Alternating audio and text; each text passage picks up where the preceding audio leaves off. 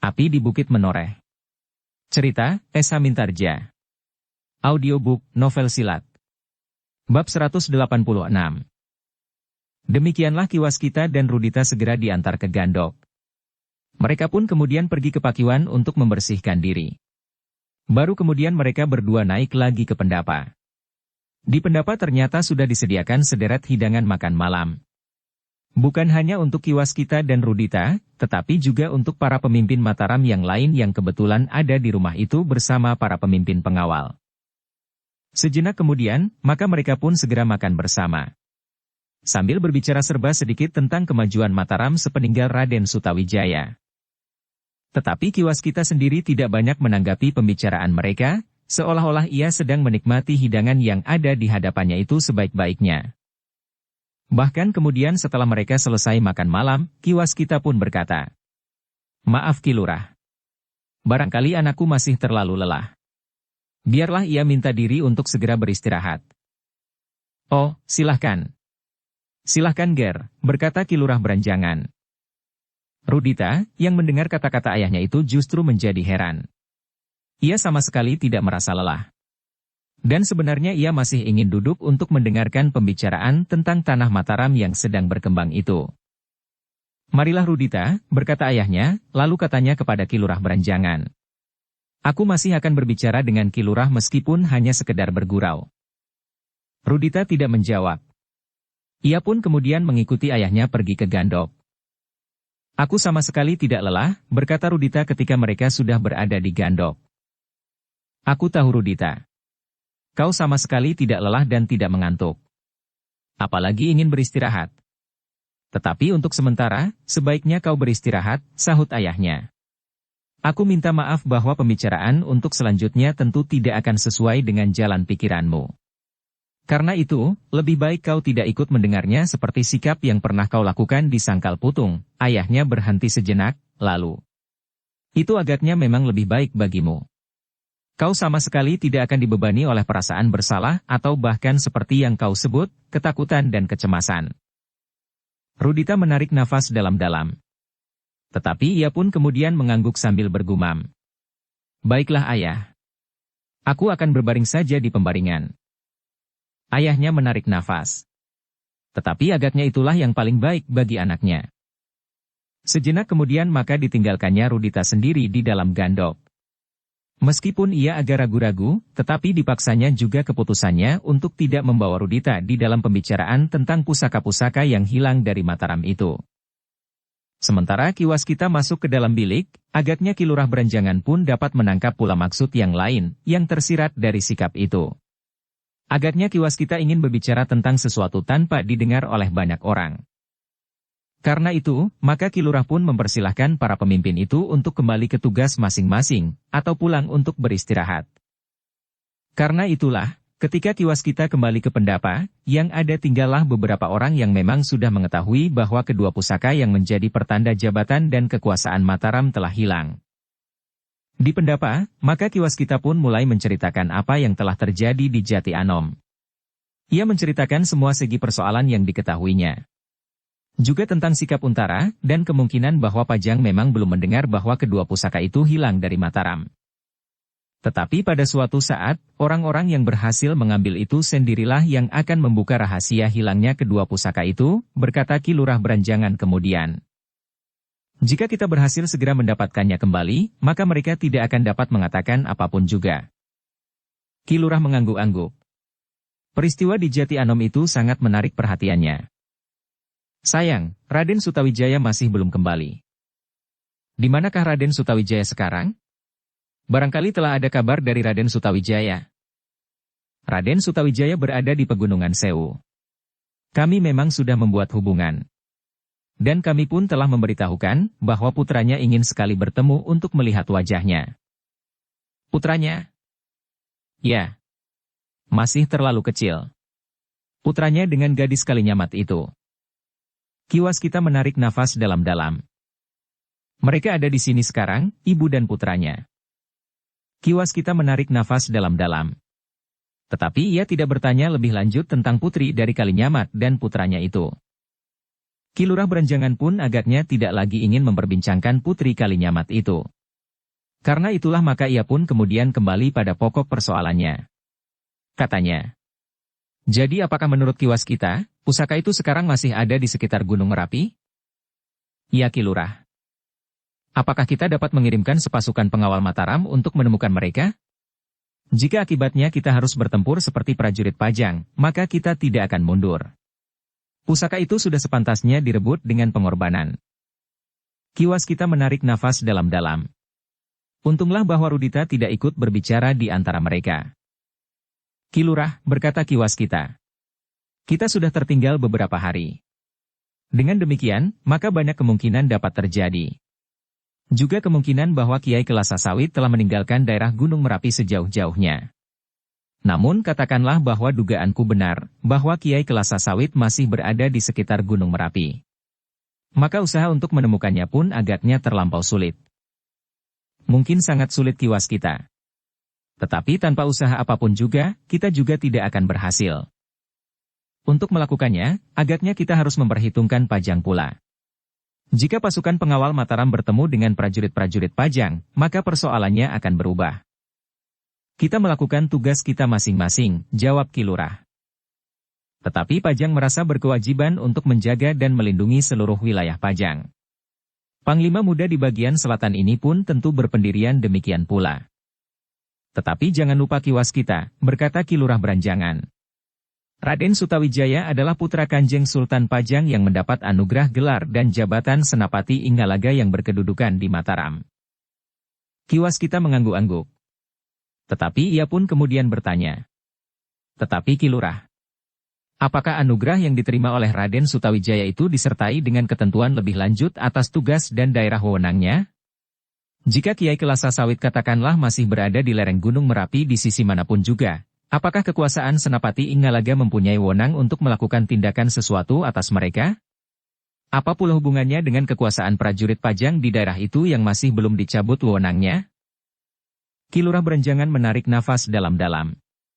Wajahnya perlahan-lahan tertunduk. Dengan nada yang datar ia bergumam. "Itulah yang masih kurang sekarang ini. Anugerah gelar dan jabatan atas Raden Sutawijaya yang tidak disertai kepastian tugas dan wewenang. Sedangkan yang disebut Mataram pun masih belum pasti. Yang dihadiahkan kepada Ki Gede Pemanahan adalah alas Mentaok. Tetapi ternyata negeri yang menjadi ramai ini tidak hanya dibatasi oleh dinding hutan yang sekarang sudah hampir seluruhnya ditebang." Dengan demikian Ki Lurah, sahut kiwas kita kemudian. Persoalan orang-orang yang berada di lereng Gunung Merapi itu pun masih harus dipertimbangkan masak-masak, sehingga satu sama lain tidak akan saling menyinggung. Ki Lurah Beranjangan mengangguk-angguk. Katanya, "Kiwas kita benar. Kita memang tidak dapat bertindak tergesa-gesa. Untara adalah seorang panglima yang teguh pada sikap dan pendirian seorang prajurit. Tetapi jika Untara mendesaknya dari timur meskipun seandainya Kiai Kelasa Sawit berada di celah-celah antara Gunung Merapi dan Merbabu, kemudian mereka terdorong ke barat, maka atas persetujuan Untara, kami dapat bertindak atas mereka. Agaknya hal itu dapat dilakukan. Sementara Untara tidak mengetahui bahwa Kiai Kelasa Sawit membawa sebuah pusaka yang sangat berharga bagi Mataram. Kami akan mencoba menghubungi Untara. Mudah-mudahan Untara tidak salah paham. Dalam hal ini agaknya peran Kiai Gringsing akan dapat membantu," desis kiwas kita. "Oh, tentu. Kiai Gringsing masih mendapat kepercayaan dari semua pihak. Apalagi jika Untara mengenal tanda-tanda yang terpahat pada tubuh Kiai Gringsing, khususnya di pergelangan tangannya." Tetapi, berkata kiwas kita kemudian, saat ini Kiai Gringsing sedang disibukkan oleh rencana perkawinan muridnya, Suandaru. Agaknya kini ia menyisihkan waktunya untuk keperluan tersebut. Perkawinan itu hanya tinggal beberapa hari saja lagi. Tidak sampai sebulan. Oh, Ki Lurah Beranjangan mengangguk-angguk. Namun kemudian katanya meskipun agak ragu-ragu. Kiai Gringsing akan dapat memilih kesempatan. Persoalan yang dihadapi Mataram tentu merupakan persoalan bagi suatu lingkungan dan anak keturunannya. Kelangsungan hidup dan harga diri. Sedang perkawinan adalah masalah pribadi semata-mata. Apalagi dalam keadaan suka. Kiwas kita mengerutkan keningnya. Kemudian ia pun berkata, Ki Lurah benar. Tetapi jika kita menghitung seluruh tahun pada umur-umur Kiai Gringsing, berapa lama dalam perbandingan keseluruhan Kiai Gringsing mementingkan kepentingan pribadinya termasuk murid-muridnya? Ki Lurah berenjangan seolah-olah tersadar dari mimpinya. Dengan serta-merta ia berkata, "Maaf aku keliru Ki Waskita. Jika Kiai Gringsing ada, aku wajib minta maaf kepadanya." Ki Waskita tersenyum katanya. Ia tidak mendengar. Karena itu Ki Lurah tidak perlu minta maaf kepadanya. Ki Lurah berenjangan tertawa. Namun nampak pada sorot matanya bahwa ia benar-benar telah menyesal. Ki Lurah, berkata Ki Waskita kemudian. Hendaknya yang kami beritahukan tentang pusaka itu dapat dijadikan bahan yang barangkali akan membantu mengungkapkan usaha penemuannya. Selebihnya, kami masih belum dapat mengatakan apa-apa. Setelah perkawinan Angger Swandaru itu berlangsung, maka kami akan dapat menilai, apakah yang sebaiknya kami lakukan. Ki Lurah mengangguk-angguk. Katanya, "Aku mengucapkan terima kasih Ki Waskita. Dan aku pun benar-benar ingin minta maaf. Aku telah salah menilai bantuan dan jasa yang tidak ada taranya dari Ki Waskita, Kiai Gringsing dan Ki Sumangkar. Juga Ki Argapati di Menoreh. Terutama pada saat kita bersama-sama menghancurkan Panembahan Agung dan Panembahan Alit. Kita saling membutuhkan bantuan," jawab Ki Waskita. "Di saat-saat mendatang, kami tentu masih banyak memerlukan bantuan. Sudah tentu kami tidak akan berkeberatan Ki Lurah. Tetapi dalam batas kemampuan kami." Ki Lurah berenjangan menarik nafas dalam-dalam. Sejenak mereka saling berdiam. Seolah-olah mereka sedang menilai semua peristiwa yang pernah terjadi. Namun dalam pada itu, sejenak kemudian Ki Waskita berkata, "Ki Lurah, selain semua pesan yang sudah aku sampaikan tentang pusaka itu, aku masih membawa pesan yang lain dari Ki Demang di Sangkal Putung." Oh, Ki Lurah mengerutkan dahinya. Apakah pesan itu juga menyinggung pusaka-pusaka yang hilang itu atau perkembangan Mataram selanjutnya? Ki Waskita menggelengkan kepalanya. Lalu katanya, "Sama sekali tidak ada hubungannya dengan pusaka-pusaka itu Ki Lurah. Tetapi justru mengenai perkawinan Angger Swandaru." Ki Lurah memperhatikan kata-kata Ki Waskita dengan saksama. Ki Waskita pun kemudian menyampaikan pesan Ki Demang, untuk mohon bermalam barang satu malam, pada saat Swandaru bersama pengiringnya pergi ke tanah perdikan Menoreh. Ki Lurah yang mendengarkan pesan itu dengan tegang, akhirnya tertawa. Katanya, "Aku sudah berdebar-debar. Tetapi pesan ini ternyata menggembirakan sekali.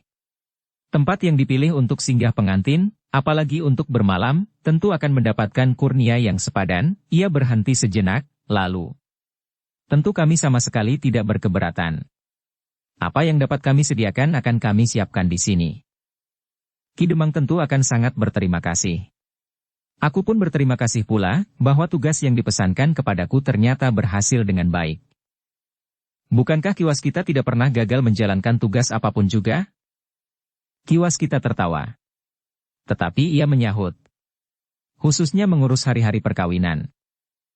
Yang mendengarnya tertawa pula, sehingga pembicaraan itu pun kemudian dilanjutkan dengan gurau yang segar, meskipun kadang-kadang menyentuh juga tentang pusaka-pusaka yang hilang. Rudita yang berada di dalam biliknya mencoba untuk dapat benar-benar beristirahat. Dicobanya untuk memejamkan matanya. Namun ternyata bahwa ia masih saja selalu gelisah. Dan kegelisahannya itu adalah pertanda bahwa belum ada kedamaian di dalam hatinya sendiri. "Alangkah lemahnya hati manusia," desisnya. Sekali-sekali ia menarik nafas dalam-dalam. Ketika terdengar suara tertawa di pendapa, Rudita mengerutkan keningnya. Di luar sadarnya ia pun tersenyum. Agaknya orang-orang yang berada di pendapa itu tidak sedang dicengkam oleh ketegangan dalam pembicaraan mengenai pusaka-pusaka yang hilang itu. "Syukurlah jika mereka tidak sedang membicarakan sikap kekerasan," katanya di dalam hati. Namun demikian, terasa sebuah desir yang tajam tergores di hatinya. Ia mulai merasa semakin terasing dari pergaulan sesamanya karena agaknya sikap dan pendiriannya masih belum dapat dimengerti oleh orang lain. Bahkan ayahnya sendiri telah membiarkannya berbaring seorang diri di dalam bilik itu, sementara di pendapa beberapa orang duduk dan saling mengutarakan pikiran dan pengalamannya yang agaknya langsung atau tidak langsung menyangkut pusaka-pusaka yang hilang itu, sebelum mereka menemukan suasana yang terang. Tetapi Rudita tidak menyesali sikapnya. Yang disesali adalah kekebalan hati sesama yang tidak dapat mengerti sikap dan pendiriannya. Meskipun demikian Rudita berusaha untuk tetap mengerti bahwa ia tidak akan dapat merombak wajah lingkungannya dengan cepat. Karena itu ia harus berbuat menurut keyakinannya tanpa mengenal lelah dan jemu. Meskipun akibatnya akan dapat menjadi semakin parah. Mungkin ia akan terasing sama sekali. Namun pada suatu saat, manusia akan mengakui bahwa kedamaian yang sejati tidak terletak pada kekuatan yang berlimpah-limpah dan tidak terkalahkan. Tetapi kedamaian yang sejati terletak di dalam hati. Sikap, tingkah laku, kata-kata dan angan-angan yang memancarkan kedamaian di hati itu akan memberikan ketentraman yang sejuk dan langgeng, karena dengan demikian tidak akan ada sikap, angan-angan dan kata-kata yang bersifat permusuhan, curiga dan mementingkan diri sendiri. Aku masih harus menunggu lama sekali, berkata Rudita di dalam hati. Bahkan mungkin sepanjang umurku, atau bahkan sebaliknya, akan menjadi semakin jauh. Tetapi Rudita dengan sadar akan tetap berjalan di atas jalan yang telah dirintisnya. Apapun akibatnya. Keterasingan dan barangkali ia justru akan kehilangan arti sama sekali. Ternyata Rudita masih tetap belum tertidur ketika ayahnya memasuki bilik itu setelah menjadi lelah berbicara dan berkelakar dengan para pemimpin Mataram, justru yang paling penting. Namun agaknya ada beberapa hal yang dapat dianggap sebagai keterangan yang penting bagi Mataram, yang pantas dilaporkan kepada Raden Sutawijaya dengan segera. Agaknya Raden Sutawijaya telah terlibat dalam persoalan yang sama seperti yang pernah terjadi atas gadis Kalinyamat itu, berkata Ki Lurah Beranjangan di dalam hatinya. Beberapa hari yang lewat seorang penghubung berhasil menemui Raden Sutawijaya di Pegunungan Sewu. Penghubung itulah yang menceritakan bahwa agaknya persoalan yang telah pernah terjadi itu terjadi sekali lagi. Tetapi Ki Lurah yang masih belum tahu dengan pasti apakah cerita itu benar, masih belum berani mengatakannya kepada siapapun juga. Bahkan ia berpesan kepada penghubung itu bahwa sebaiknya ia tidak mengatakannya kepada orang lain. Jika benar hal itu terjadi, maka alangkah sedihnya Semangkin yang pernah dinamakan Rara Pamikatsih oleh Ki Gede Pemanahan, karena gadis itu bersama adiknya Prihatin yang kemudian disebut Rara Pamilutsih berhasil menarik perhatian, dan bahkan meruntuhkan hati Sultan Pajang, sehingga dengan serta-merta ia menyanggupkan diri untuk mengalahkan Jipang. Ki Lurah Beranjangan selalu dikejar oleh angan-angannya tentang Raden Sutawijaya dan tingkah lakunya menghadapi gadis-gadis. Dalam pada itu, ternyata bahwa Rudita dan ayahnya tidak lagi banyak berbicara. Agaknya Ki Waskita telah dengan sengaja membatasi setiap pembicaraan yang kadang-kadang dapat menumbuhkan persoalan dan justru salah paham. Karena itulah, maka ia pun kemudian membaringkan diri di pembaringan sambil bergumam. Aku lelah sekali Rudita. Aku akan mencoba tidur senyenyaknya. Apakah kau tidak mengantuk? Aku pun ingin tidur nyenyak ayah. Tetapi agaknya aku memang belum mengantuk. Tetapi jika ayah ingin segera tidur, silahkanlah. Aku pun tentu akan tertidur pula nanti. Ayahnya tidak menjawab. Dipejamkannya matanya sambil menyilangkan tangan di dadanya. Sejenak kemudian maka nafasnya pun beredar dengan teratur. Rudita memperhatikan tarikan nafas ayahnya sejenak. Tetapi ia tersenyum sendiri. Ia tahu bahwa ayahnya tidak tidur. Meskipun demikian ia sama sekali tidak mau mengusiknya lagi. Namun lambat laun, keduanya yang saling berdiam diri di pembaringan itu pun akhirnya tertidur juga. Meskipun tidak terlalu lama, karena mereka segera terbangun ketika mereka mendengar ayam berkokok dini hari. Seperti yang direncanakan, maka pada pagi itu juga, Ki Waskita dan Rudita mohon diri untuk meneruskan perjalanan. Beberapa persoalan yang menyangkut pusaka-pusaka yang hilang itu masih disinggung sedikit oleh Ki Lurah. Namun kemudian mereka lebih banyak berbicara tentang rencana Ki Demang untuk singgah di Mataram pada saat mereka membawa Swandaru ke tanah perdikan Menoreh. Dengan diantar oleh Ki Lurah Beranjangan dan beberapa orang pemimpin Menoreh sampai ke Regol, maka Ki Waskita dan Rudita meninggalkan rumah Raden Sutawijaya yang menjadi pusat pemerintahan di Mataram itu. Ketika matahari kemudian naik semakin tinggi, maka kuda Ki Waskita dan Rudita meninggalkan kota Mataram yang berkembang dengan pesat. Mereka menempuh bulak yang panjang dan subur. Bulak yang baru beberapa kali menghasilkan padi dan palawija, setelah hutan di atas tanah itu ditebang. Mataram akan menjadi sangat subur, berkata Ki Waskita seolah-olah kepada diri sendiri. Rudita berpaling kepadanya. Kepalanya terangguk lemah. Katanya, "Ya, Mataram akan menjadi sangat subur." Sambil menatap batang-batang padi yang hijau maka kuda mereka itu pun berlari terus. Tidak terlampau kencang, karena mereka rasa-rasanya memang sedang menikmati angin pagi di atas tanah Mataram. Namun demikian perjalanan mereka itu pun semakin lama menjadi semakin dekat dengan Kali Praga. Kali yang cukup luas dengan airnya yang berwarna lumpur. Apalagi apabila hujan di lereng gunung menghanyutkan guguran tanah masuk ke dalam arus air yang semakin deras. Jalan yang menuju ke daerah penyeberangan di Kali Praga sudah menjadi semakin ramai. Jalan menuju ke Tanah Perdikan menoreh, dan daerah yang lebih jauh lagi di sebelah barat, menjadi semakin ramai pula dilalui orang. Para pedagang pun hilir mudik dengan dagangan masing-masing. Barang-barang yang dapat ditukarkan dengan hasil bumi maupun alat-alat pertanian yang dibuat di daerah yang lain. Kiwaskita dan Rudita berpacu terus. Rasa-rasanya sinar matahari menjadi semakin panas dan menggigit kulit seperti gigitan semut yang gatal. Namun di perjalanan tidak banyak persoalan yang mereka temui. Bersama-sama dengan beberapa orang lain yang lewat mereka menyeberang Kali Praga dengan perahu. Agaknya para tukang satang telah berani turun ke sungai, setelah beberapa lama tidak terjadi lagi bencana yang menimpa mereka dan kawan-kawan mereka di sepanjang daerah penyeberangan itu. Demikianlah, maka setelah beberapa kali beristirahat untuk memberi minum dan makan bagi kuda-kudanya, keduanya pun menjadi semakin dekat dengan padukuhan induk. Ketika dua orang pengawal yang sedang nganglang mengawasi keamanan daerah Tanah Perdikan menoreh melihatnya, dan yang kebetulan sudah mengenal Kiwaskita, maka mereka berdua pun segera membawanya langsung menuju ke rumah Ki Argapati. Bahkan salah seorang dari keduanya pun mendahului untuk memberitahukan kehadiran Kiwaskita. Ki Argapati menjadi berdebar-debar. Kiwaskita, menurut pengertiannya, telah pergi ke Sangkal Putung bersama Kiai Gringsing dan Ki Sumangkar untuk mencari anaknya yang pergi dari rumahnya, sekaligus membawa pesan-pesannya mengenai persoalan hari-hari perkawinan Pandanwangi. Ia hanya berdua dengan putranya yang manja itu, desis pengawal itu. Ki Argapati menarik nafas dalam-dalam. Katanya, "Jadi anak itu sudah dapat diketemukannya." Demikianlah. Maka sejenak kemudian Kiwaskita dan Rudita pun memasuki halaman rumah kepala Tanah Perdikan menoreh. Ki Argapati yang telah diberitahu akan kedatangannya telah siap menyambutnya di pendapa. Dengan wajah yang terang Ki Argapati menyongsong tamunya. Ketika nampak olehnya Rudita bersama ayahnya, maka ia pun segera mendekatinya sambil memberikan salam. "Akhirnya ayahmu berhasil menemukan kau Rudita," berkata Ki Argapati. Rudita menundukkan kepalanya. Perlahan-lahan ia menjawab, "Sebenarnya aku tidak sengaja membuat ayah menjadi sibuk dan terpaksa menyusuri lereng-lereng Gunung Merapi mencari aku." Ki Argapati tertawa.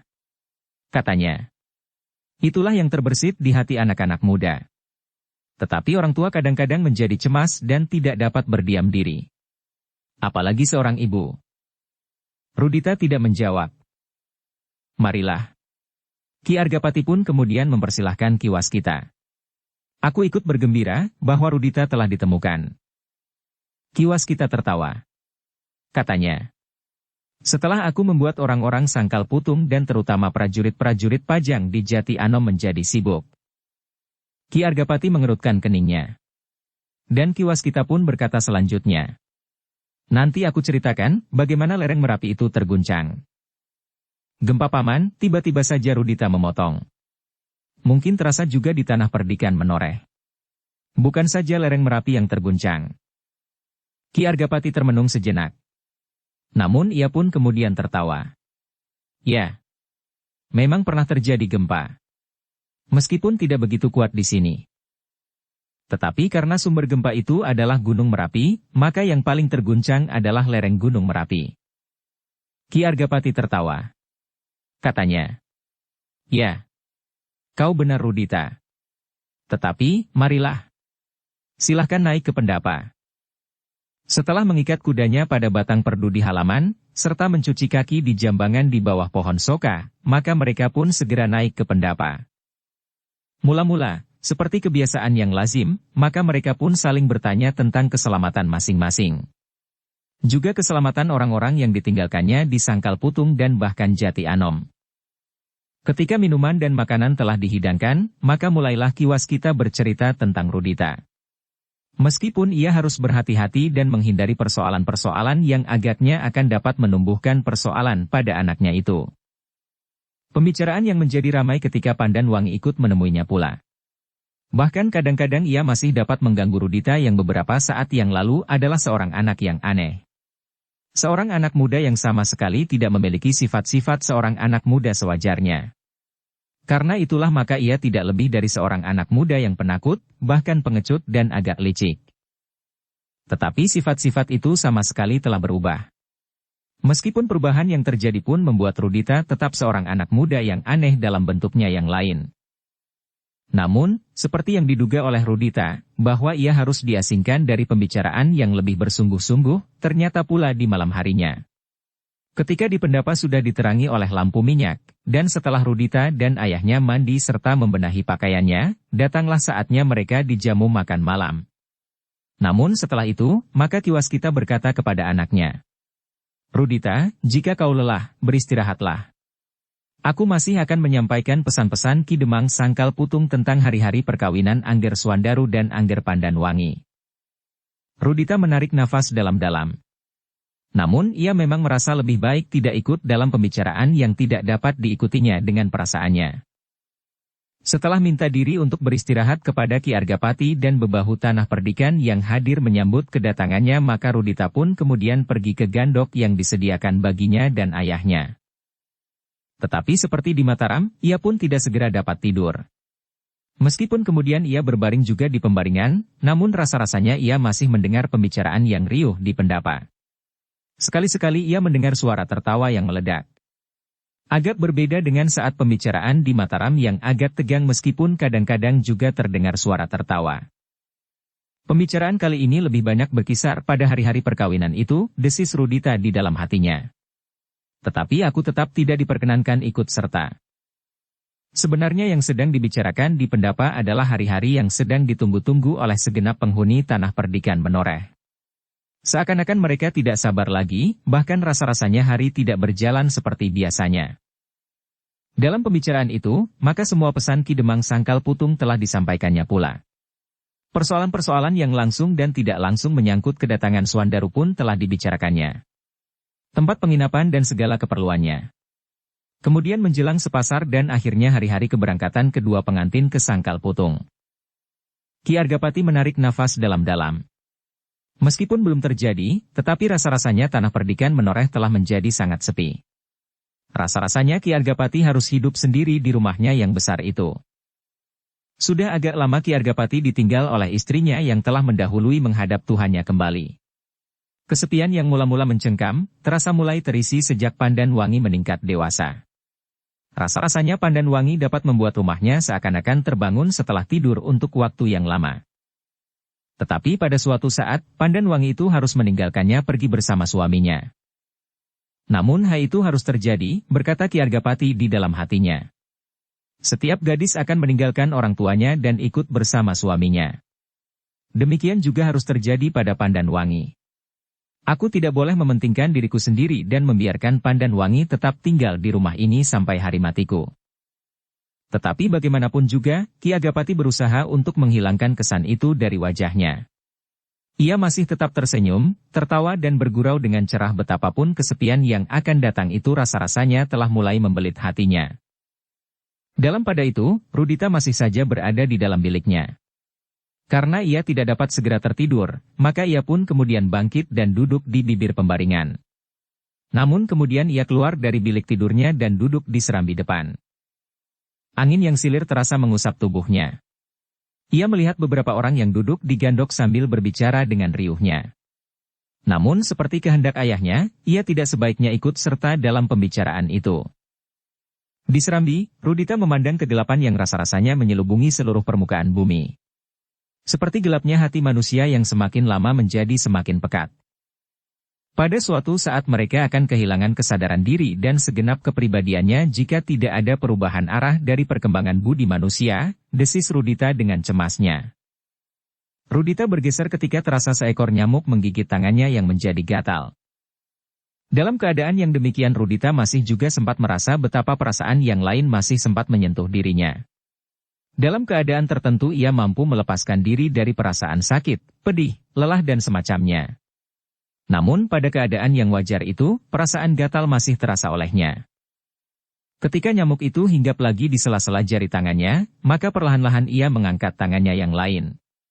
Di dalam cahaya obor yang kemerah-merahan ia memandang nyamuk itu dengan tatapan mata kejengkelan yang mendorongnya siap untuk melakukan pembunuhan. Tetapi tiba-tiba saja ia menarik nafas. Ia tidak berusaha untuk menepuk nyamuk itu. Namun dengan jari-jarinya, dikejutkannya nyamuk itu dan dibiarkannya terbang.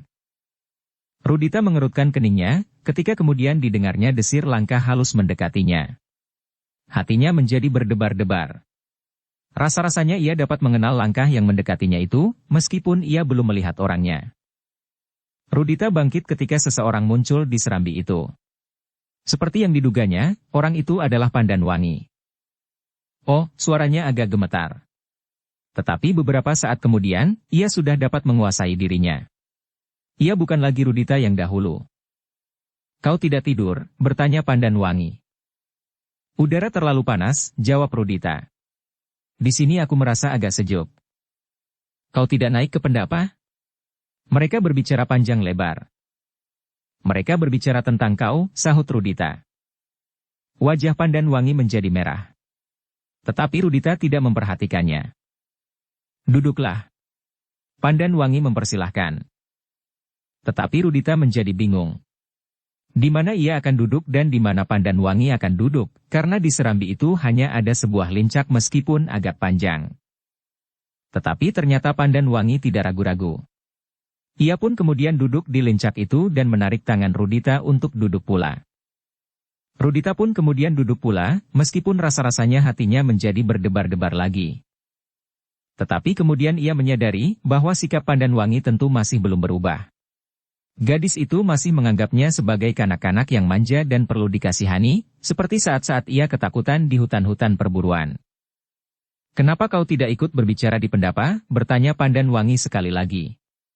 Meskipun mereka berbicara tentang aku, apa salahnya kau ikut mendengarkannya? Agaknya aku masih belum diperlukan untuk ikut dalam pembicaraan yang penting itu, jawab Rudita. Pandanwangi menarik nafas. Sejenak ia merenungi malam yang menjadi semakin gelap. Namun tiba-tiba saja ia bertanya. Kau baru datang dari Sangkal Putung? Ya, jawab Rudita. Pandanwangi memandang Rudita sejenak. Tetapi wajahnya pun kemudian tertunduk. Ada sesuatu yang ingin dikatakannya, tetapi tertahan di kerongkongannya. Rasa-rasanya Rudita dapat mengetahui isi hati Pandanwangi. Gadis itu ingin bertanya sesuatu tentang Swandaru, bakal suaminya. Tetapi agaknya perasaannya telah menahannya. Sebagai seorang gadis ia tidak dapat langsung bertanya tentang seorang anak muda yang mempunyai ikatan yang khusus dengan dirinya. Karena itu, maka Ruditalah yang berkata. Di Sangkal Putung aku sempat bertemu dengan Swandaru dan Agung Sedayu. Wajah Pandanwangi menjadi kemerah-merahan. Tetapi ia sama sekali tidak menyahut. Dan agaknya Rudita memang bukan Rudita yang dahulu. Ia berkata seterusnya. Mereka dalam keadaan selamat dan berpengharapan.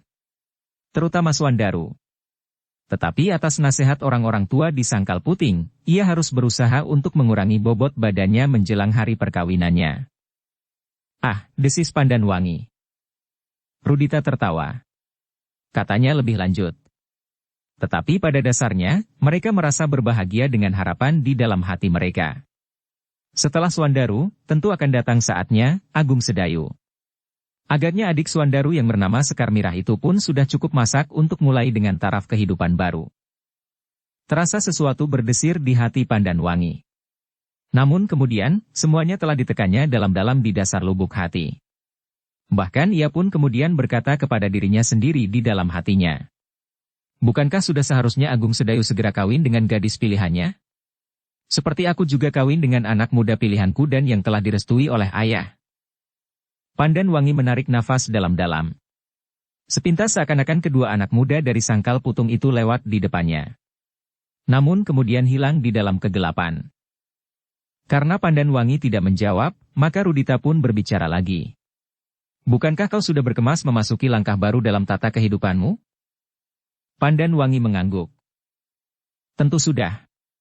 Dan sebentar lagi, semua yang kau nantikan itu akan terjadi. Tanah Perdikan menoreh akan bergembira karenanya, seperti juga Sangkal Putung. Ikatan kekeluargaan ini benar sangat menarik. Karena kedua daerah yang akan terikat menjadi satu ikatan itu terletak di sebelah timur dan di sebelah barat Mataram. Pandan Wangi berpaling. Dicobanya untuk memandang wajah Rudita dalam cahaya obor.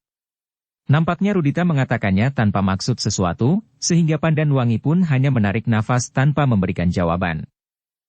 Karena Rudita melanjutkannya. Tetapi lebih dari itu. Perkawinan ini akan dapat mengikat dua daerah yang luas dan subur. Ya, desis Pandan Wangi kemudian. Mudah-mudahan dapat memberikan kebahagiaan, bukan saja bagiku, tetapi juga bagi Tanah Perdikan menoreh dan Sangkal Putung. Kau dan Swandaru adalah orang-orang yang memiliki pengaruh atas kedua daerah itu. Kebahagiaanmu adalah kebahagiaan daerah itu. Mudah-mudahan kemudian kau berdua dapat memerintah kedua daerah itu dengan hati yang damai dan menumbuhkan kedamaian dan ketentraman pula di hati rakyat kalian. Pandan Wangi termangu-mangu sejenak. Tetapi kepalanya pun terangguk-angguk. Bahkan ia mulai menyadari bahwa Rudita yang sekarang ini sudah jauh berbeda dengan Rudita yang dahulu. Rudita yang manja dan penakut. Rudita yang dahulu tidak akan dapat mengatakan perasaannya dengan cara itu. Bahkan ketika tiba-tiba ia mengenang sikap dan tanggapan Rudita atas dirinya, ia menjadi segan untuk melanjutkan angan-angannya. Sudahlah, berkata Pandan Wangi kemudian. Sudah malam. Aku akan tidur. Mudah-mudahan kau dapat tidur nyenyak dan mimpi yang indah.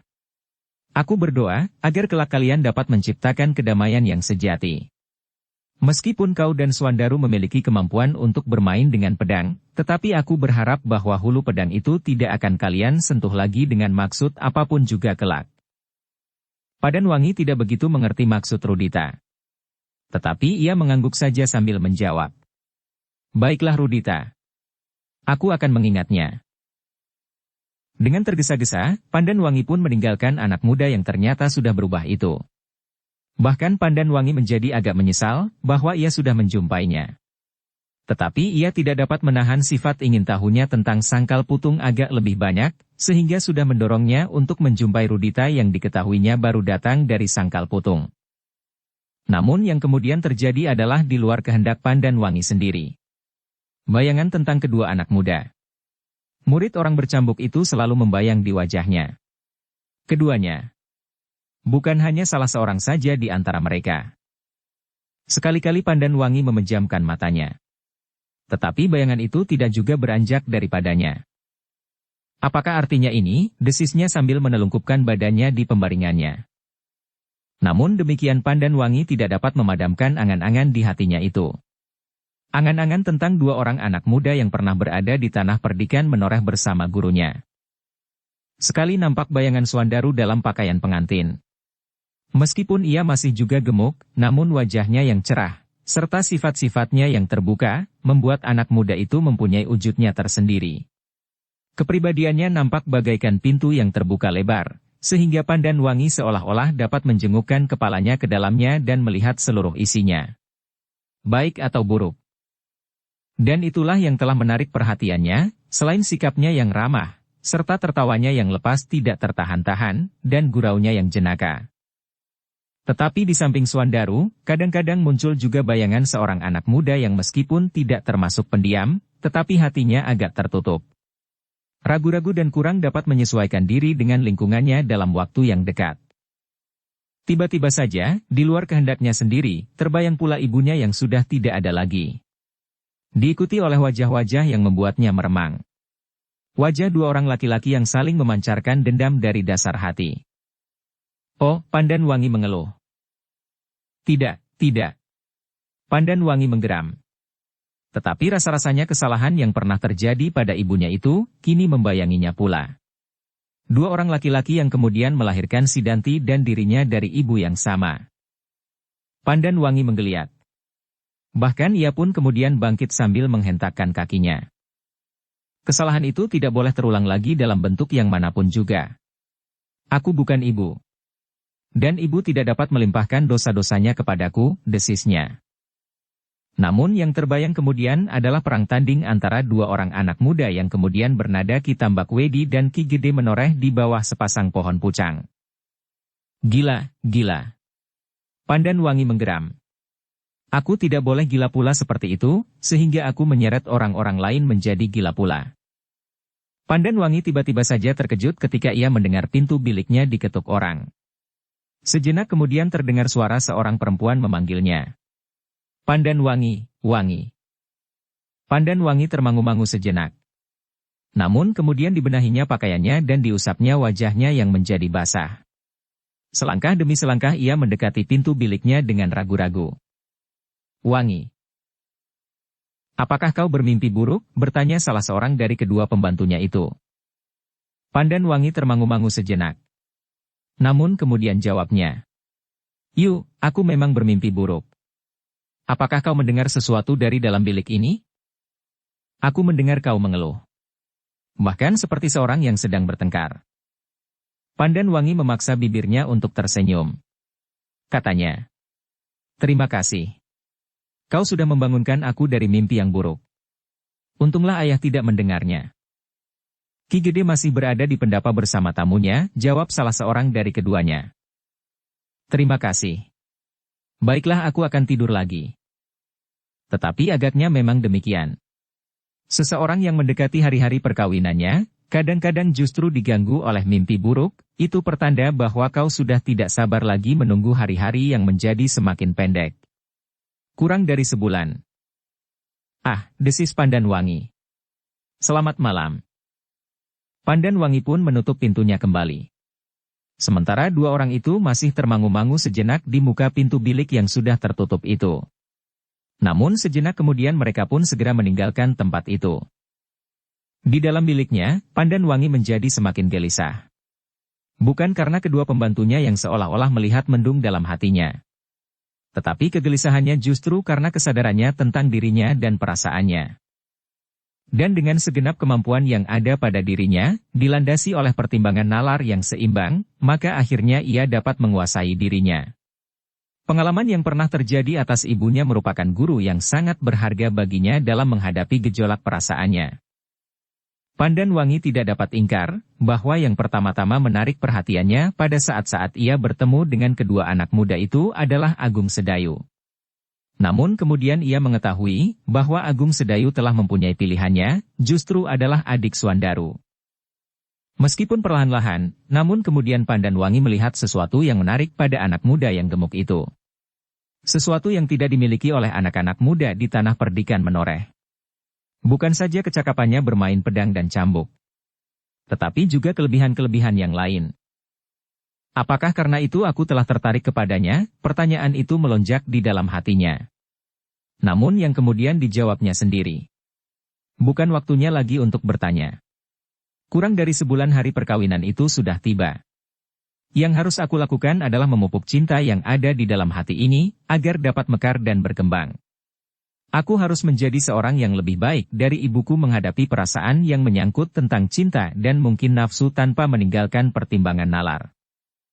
Pandan Wangi kemudian berusaha untuk tidak memikirkannya lagi. Ia mencoba lari dari perasaan yang serasa selalu mengganggu hati. Tetapi Pandan Wangi mempunyai pengalaman yang lain dari kebanyakan gadis-gadis. Ia sudah terlatih untuk mempergunakan pertimbangan nalarnya. Meskipun mula-mula di dalam keadaan yang gawat menurut wujud benturan jasmaniah, namun di dalam benturan perasaan, ia mampu pula mempergunakan keseimbangan nalarnya. Pandan Wangi mencoba melupakan persoalannya dengan memikirkan masalah-masalah yang lain yang menyangkut tanah perdikan menoreh. Hari depannya dan kemungkinan-kemungkinan yang dapat terjadi di atas tanah ini. Di pendapa, ayahnya masih saja bercakap-cakap dengan Ki Waskita meskipun malah menjadi semakin larut. Bahkan kemudian di kejauhan terdengar suara kentongan dalam nada darah muluk. Sudah tengah malam, desisnya. Tetapi Pandan Wangi masih belum dapat tidur. Di pendapa beberapa orang bebahu dan orang-orang tua tetangga-tetangga Ki Gede menoreh pun kemudian minta diri. Mereka sudah cukup lama duduk menanggapi segala macam pesan Ki Demang Sangkal Putung mengenai hari-hari perkawinan Suandaru dengan segala macam persoalannya. Bahkan rumah yang akan dipergunakan untuk menginap para pengiring dari Sangkal Putung telah ditentukan pula. Namun demikian, sepeninggal para tetangga dan bebahu tanah perdikan, Ki Waskita masih tetap duduk di pendapa dengan Ki Gede menoreh sendiri. Masih ada yang akan aku katakan Ki Gede, berkata Ki Waskita.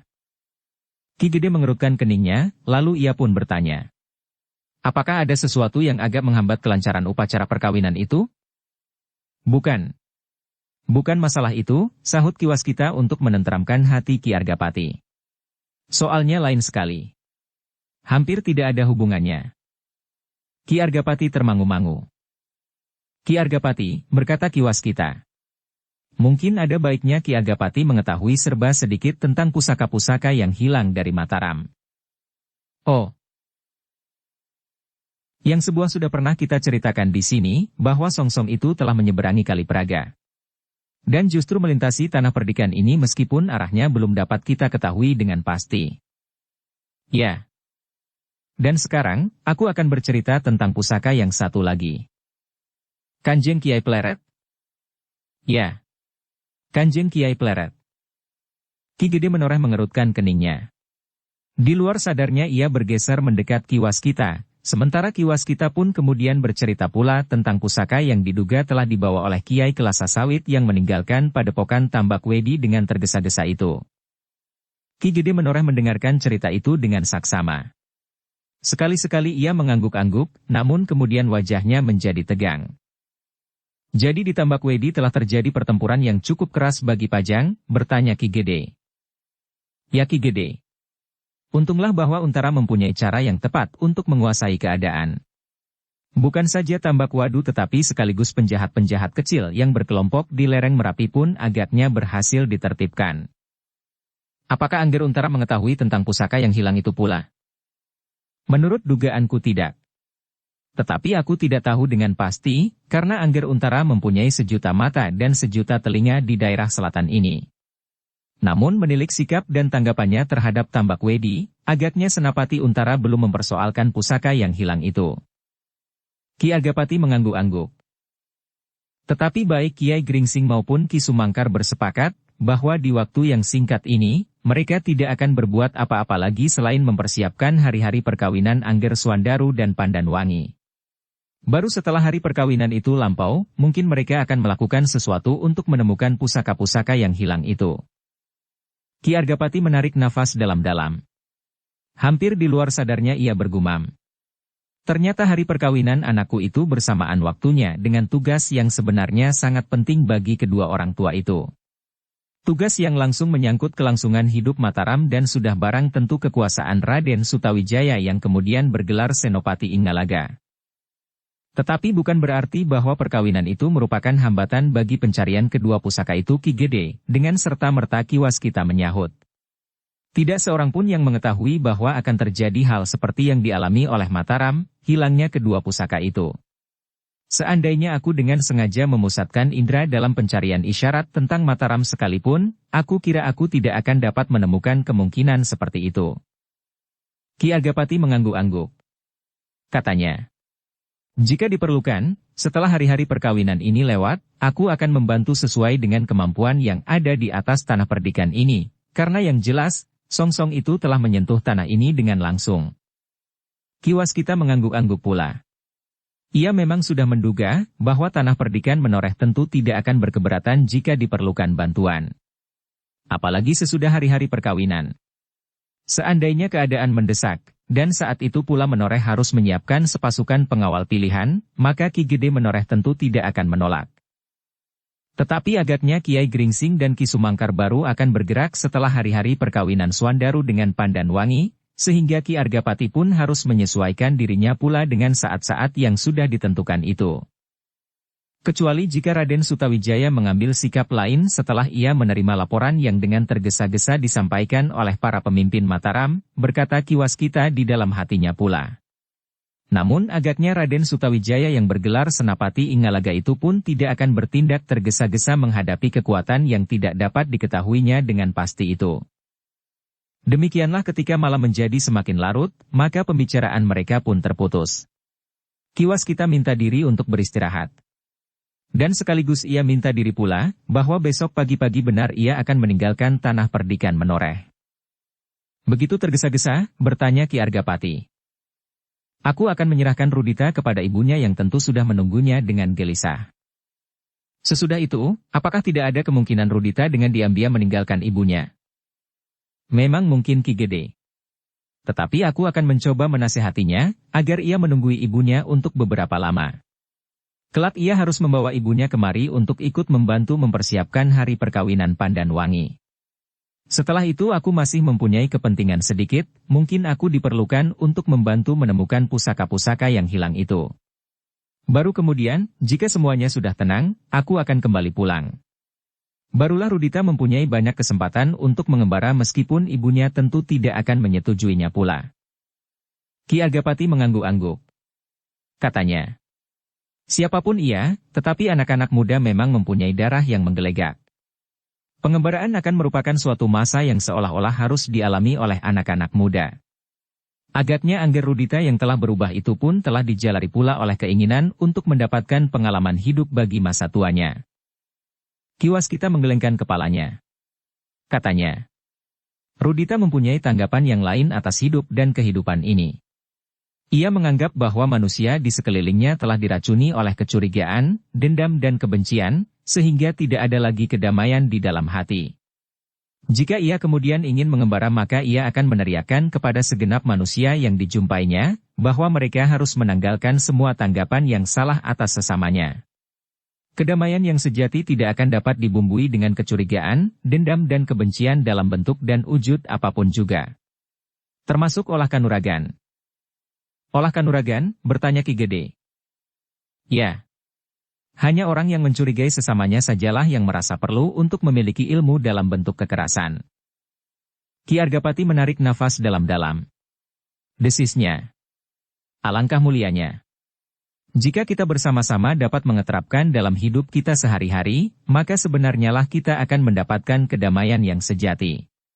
Tetapi alangkah menyedihkan jika keadaan yang demikian itu dimanfaatkan oleh beberapa orang yang justru seolah-olah menemukan penyerahan diri yang pasrah, sehingga akan dapat membangunkan kekuasaan yang tidak tergoyahkan.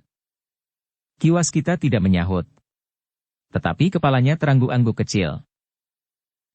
Agaknya pembicaraan kita akan berkepanjangan pula, berkata Ki Argapati kemudian. Silahkanlah, jika Ki Waskita akan beristirahat, karena besok pagi-pagi benar Ki Waskita sudah akan menempuh perjalanan meskipun tidak terlampau panjang seperti jarak ke Sangkal Putung. Ki Waskita pun kemudian bergeser dari pendapa dan kembali ke Gandok. Ketika ia masuk ke dalam biliknya, dilihatnya Rudita sudah berada di dalam bilik itu pula. Kau belum tidur, bertanya ayahnya. Baru saja aku masuk ayah, jawabnya. Dari mana? Udara sangat panas. Di luar angin malam terasa sejuk sekali. Ki Waskita mengangguk-angguk. Katanya. Udara memang terasa agak panas di dalam bilik ini Rudita. Tetapi kita harus segera tidur. Malam sudah larut. Besok kita akan meninggalkan rumah ini pagi-pagi benar. Rudita pun kemudian berbaring di pembaringannya. Agaknya ia kemudian berhasil melepaskan semua angan-angannya, sehingga sejenak kemudian ia pun telah tertidur nyenyak. Ki Waskitalah yang masih untuk beberapa lama duduk di bibir pembaringannya. Sekali-sekali angan-angannya masih juga meloncat-loncat dari satu soal ke soal yang lain. Saat-saat perkawinan Swandaru yang menjadi semakin dekat, namun masih saja nampak kabut hitam yang seolah-olah menyelubunginya. Kemudian seakan-akan nampak olehnya sepasukan yang merayap di lereng Gunung Merapi, membelit lambung, kemudian berhenti di lembah antara Gunung Merapi dan Gunung Merbabu. Ki Waskita mengerutkan keningnya.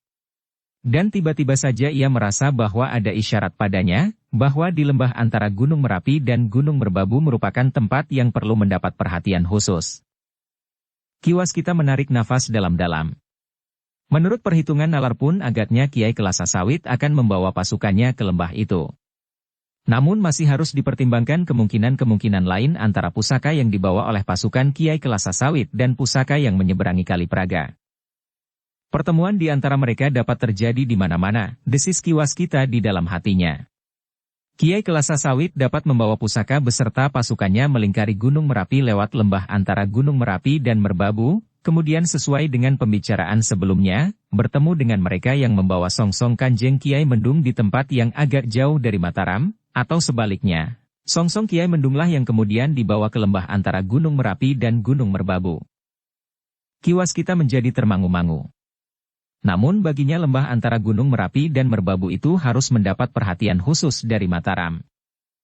Namun demikian masih harus dipertimbangkan hubungan antara Pajang dan Mataram, karena Pajang tentu akan bertindak pula atas Kiai Kelasa Sawit meskipun lepas dari hubungan hilangnya kedua pusaka dari Mataram.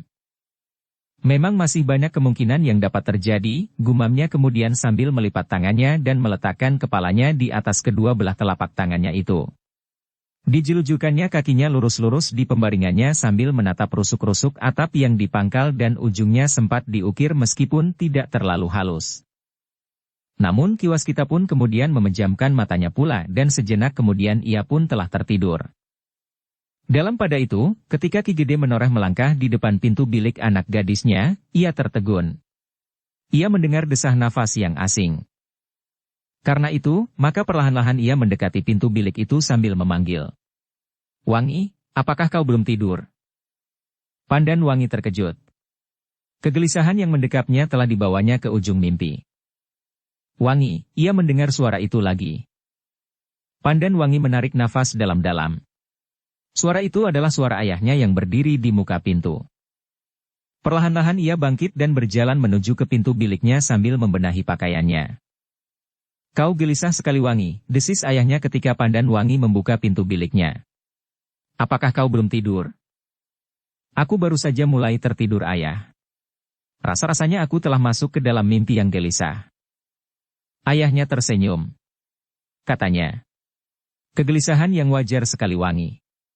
Tetapi kau tidak akan menunggu terlalu lama.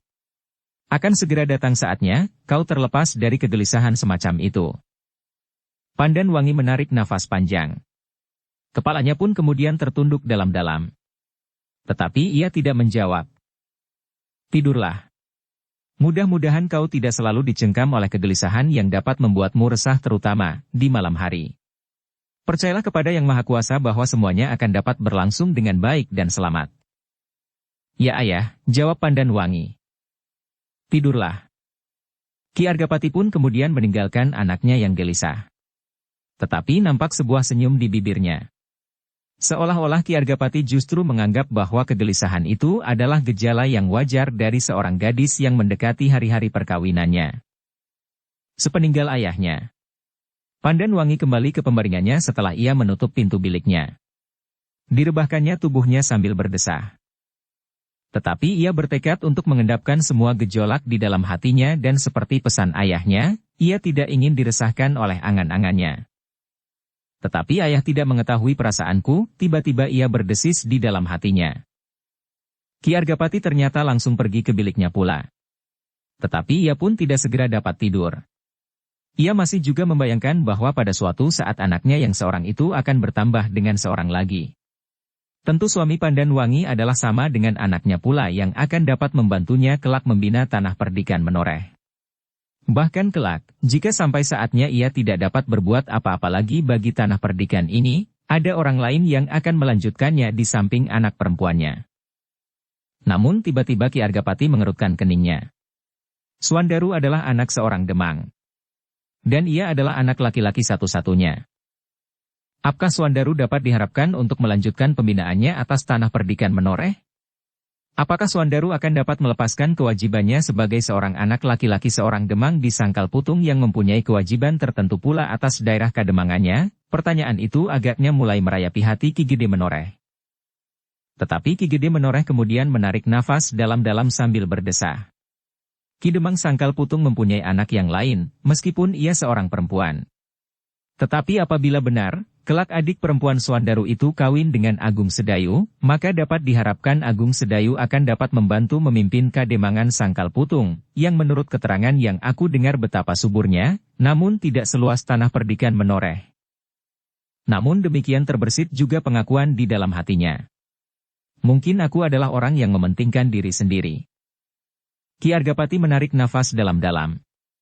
Dicobanya untuk melupakan masalah-masalah yang masih merupakan kemungkinan-kemungkinan bagi masa mendatang itu.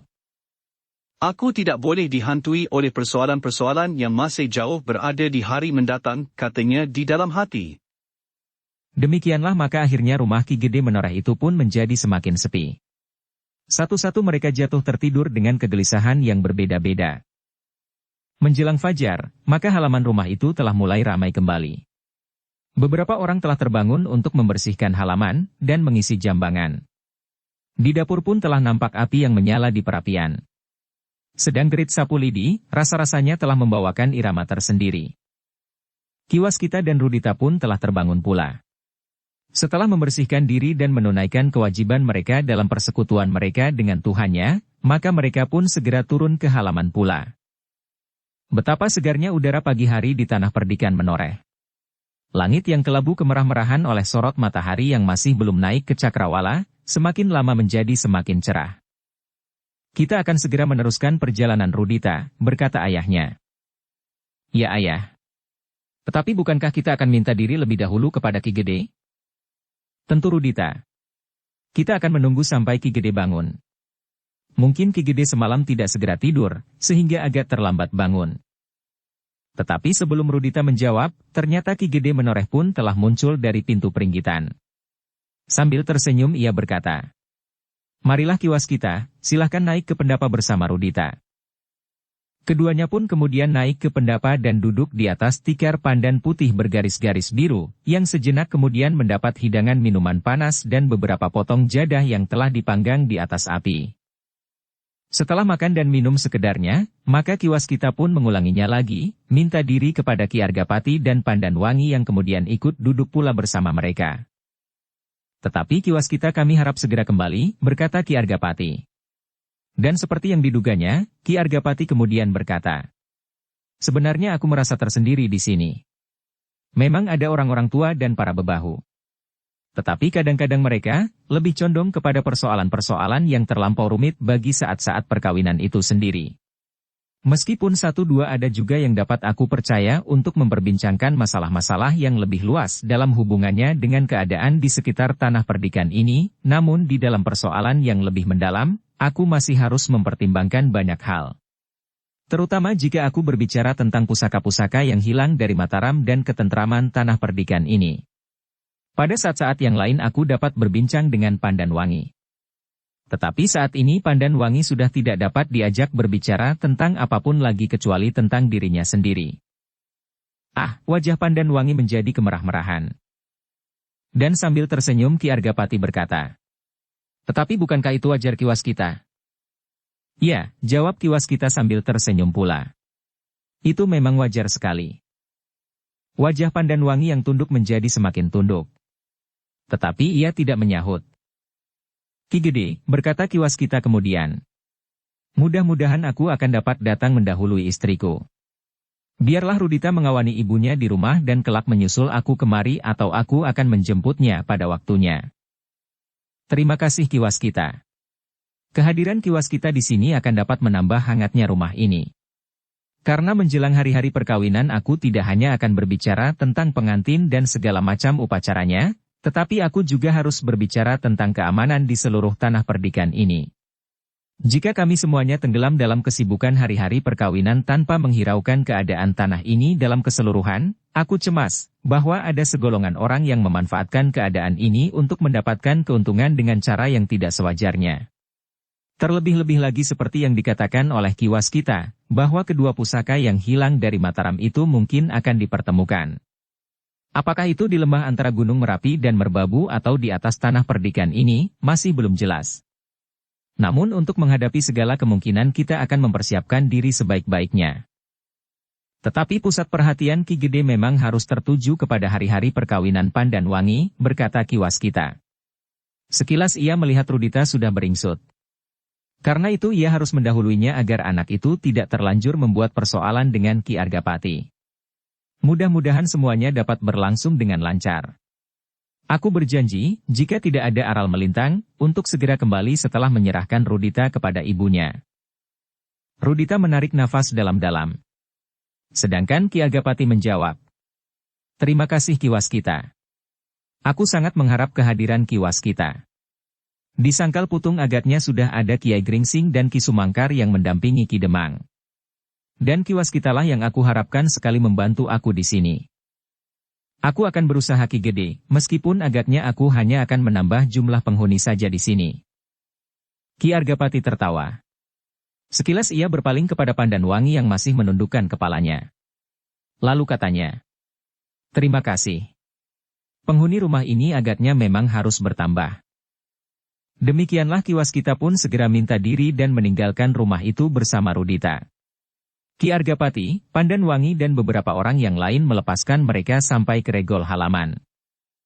Rudita yang sudah ada di punggung kudanya masih juga dapat berkelakar. "Pandan Wangi, aku sekarang tidak akan dapat mengajakmu berburu lagi." Pandan Wangi tersenyum. "Tetapi aku sekarang menjadi semakin ketakutan melihat binatang-binatang buruan. Bukan saat-saat ia masih berlari-larian di hutan. Tetapi justru pada saat-saat anak panah para pemburu menusuk tubuhnya. Bukankah setelah hari perkawinanmu kau juga tidak akan berburu lagi?" Pandan Wangi mengerutkan keningnya. Namun kemudian ia menjawab sambil tersenyum pula. "Ya Rudita, aku tidak akan berburu lagi." "Di segala medan?" Pandan Wangi kurang mengerti maksudnya. Tetapi ia mengangguk. "Ya, di segala medan." Rudita tertawa. Ditundukannya kepalanya dalam-dalam sambil minta diri kepada Ki Gede. "Aku mohon diri Paman." Ki Argapati tertawa pula. Ia melihat sesuatu yang jauh berbeda pada pancaran sinar mata Rudita. Ia bukan lagi seorang penakut. Ia adalah seorang yang justru telah menemukan dasar pandangan hidup yang kokoh dan telah diperjuangkannya dengan berani. Kedua orang ayah beranak itu pun kemudian meninggalkan padukuhan induk tanah perdikan menoreh. Mereka menyelusuri bulak-bulak panjang di antara sawah yang hijau subur. Di kejauhan nampak pegunungan yang kebiru-biruan di cerahnya sinar matahari pagi, bagaikan dinding yang memanjang membujur ke utara. "Ayah," tiba-tiba saja Rudita berkata. "Sebenarnya aku ingin menahan hati. Tetapi rasa-rasanya dadaku menjadi semakin penuh. Aku tahu bahwa jalan pikiranku tidak sesuai.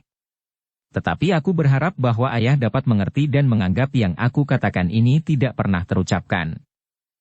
"Ah!" Ki Waskita berdesah. "Aku tidak menganggap demikian Rudita. Yang aku katakan adalah pandangan tata kehidupan yang paling baik. Tetapi ayah selalu memisahkan aku dari orang-orang yang mungkin dapat aku ajak berbicara tentang hal itu." "Bukan maksudku demikian Rudita. Aku hanya ingin kau dapat menyesuaikan dirimu. Kau harus dapat memperhitungkan waktu dan tempat yang paling tepat untuk menyatakan sikapmu terhadap tata kehidupan dan peradaban masa kini. Waktu yang paling tepat adalah saat-saat seseorang menyatakan sikapnya yang keliru itu ayah. Tetapi pada saat-saat demikian, biasanya mereka tidak mau mendengarkan pendapat orang lain. Mereka lebih banyak mendengar kata hati mereka sendiri." Rudita mengangguk-angguk. Namun kemudian, "Ayah, apakah sudah seharusnya Ki Agapati menjadi demikian ketakutan menghadapi saat-saat perkawinan anaknya? Itulah gambaran seseorang yang memiliki prasangka yang tidak terkendali. Dan di mana-mana aku menjumpai orang semacam itu. Di Cangkring, di Jati Anom, di Sangkal Putung dan di Tanah Perdikan menoreh. Bahkan pada ayah sendiri. Prasangka dan curiga itulah sebenarnya pangkal dari kesulitan yang mereka alami. Perasaan mereka tidak pernah menjadi sejuk dan tenang. Setiap saat mereka menganggap dirinya dimusuhi oleh sesamanya." Ki Waskita tidak membantah, itu adalah sikap dan pandangan hidup Rudita. Bahkan ia berkata, "Agaknya kau benar Rudita. Sebenarnya orang-orang seperti Ki Argapati, Ki Demang Sangkal Putung, apalagi Kiai Gringsing dan Ki Sumangkar, akan dapat menjadi lantaran yang baik sekali untuk melenyapkan segala prasangka." Kata-kata mereka dipercaya dan hampir tidak pernah mendapat pengamatan apapun juga dalam penerimaan di hati orang itu. Hampir setiap kata-kata mereka dianggap benar dan harus diturut. Tetapi sayang, bahwa mereka justru telah menyebarkan perasaan saling mencurigai dan prasangka. Ia berhenti sejenak, lalu. "Dan bagaimana dengan ayah sendiri?" Ki Waskita menarik nafas dalam-dalam.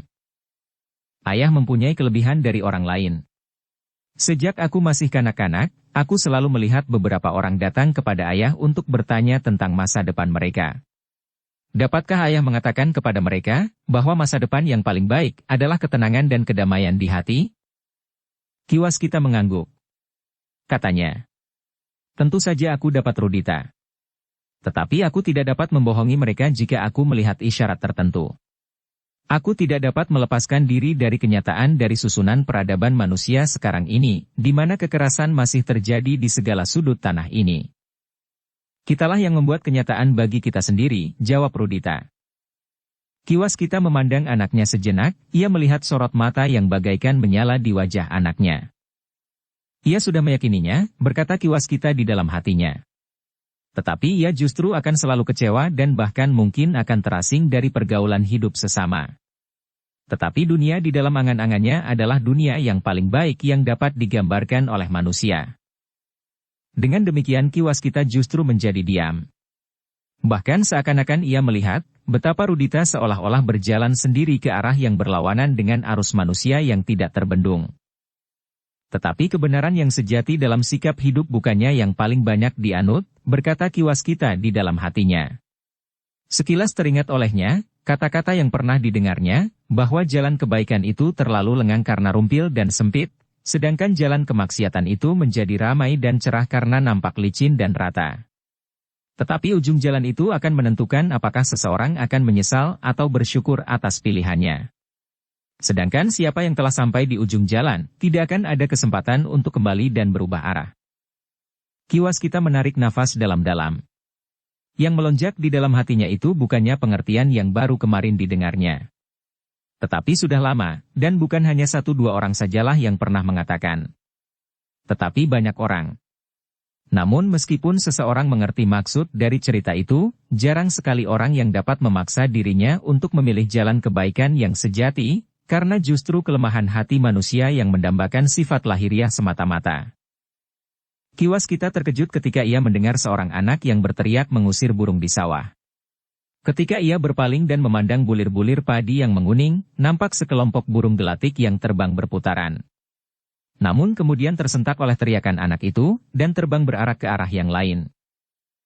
Tetapi di setiap pematang dan di setiap gardu, anak-anak berlari-larian dengan geprak di tangannya dan tali-tali penarik hantu-hantuan di sawah, sehingga burung-burung yang mengawan di udara itu bagaikan hanyut dibawa oleh arus angin yang berputar melingkar-lingkar dan kadang-kadang hilang ke arah yang jauh.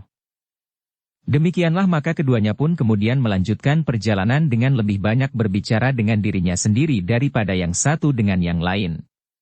Hanya kadang-kadang saja Rudita menyebut sesuatu yang dilihatnya dan Ki Waskita menganggukkan kepala sambil mengiyakannya. Namun kemudian keduanya pun kembali berdiam diri. Setiap saat Rudita merasa bahwa seolah-olah jarak antara dirinya dengan ayahnya itu menjadi semakin jauh. Banyak persoalan yang tidak sesuai dalam pembicaraan.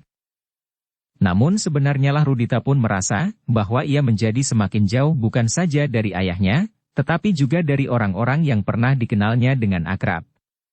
Seolah-olah orang-orang itu pun hanyut seorang demi seorang ke dalam arus air banjir dan tidak dapat dicegahnya lagi.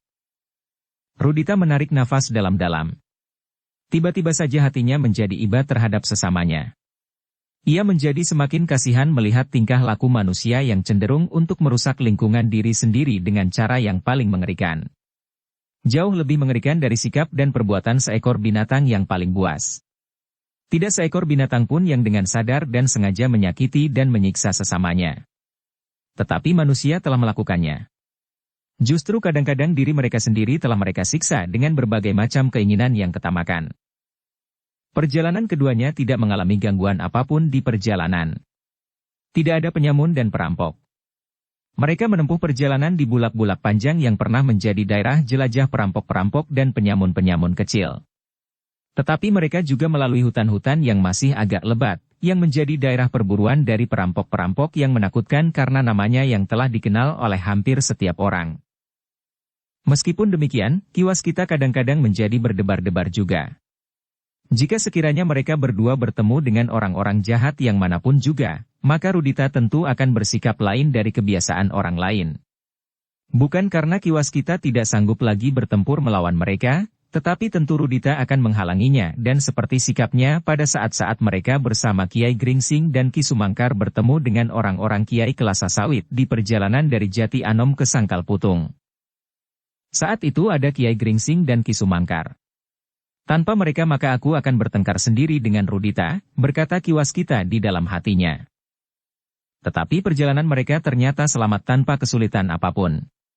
Semakin lama mereka menjadi semakin dekat dengan rumah mereka. Terasa titik-titik kerinduan mengembun di hati Rudita. Bagaimanapun juga ia merasa telah meninggalkan ibunya untuk waktu yang lama dengan sikap dan perbuatan yang barangkali telah membuat ibunya cemas selama ini.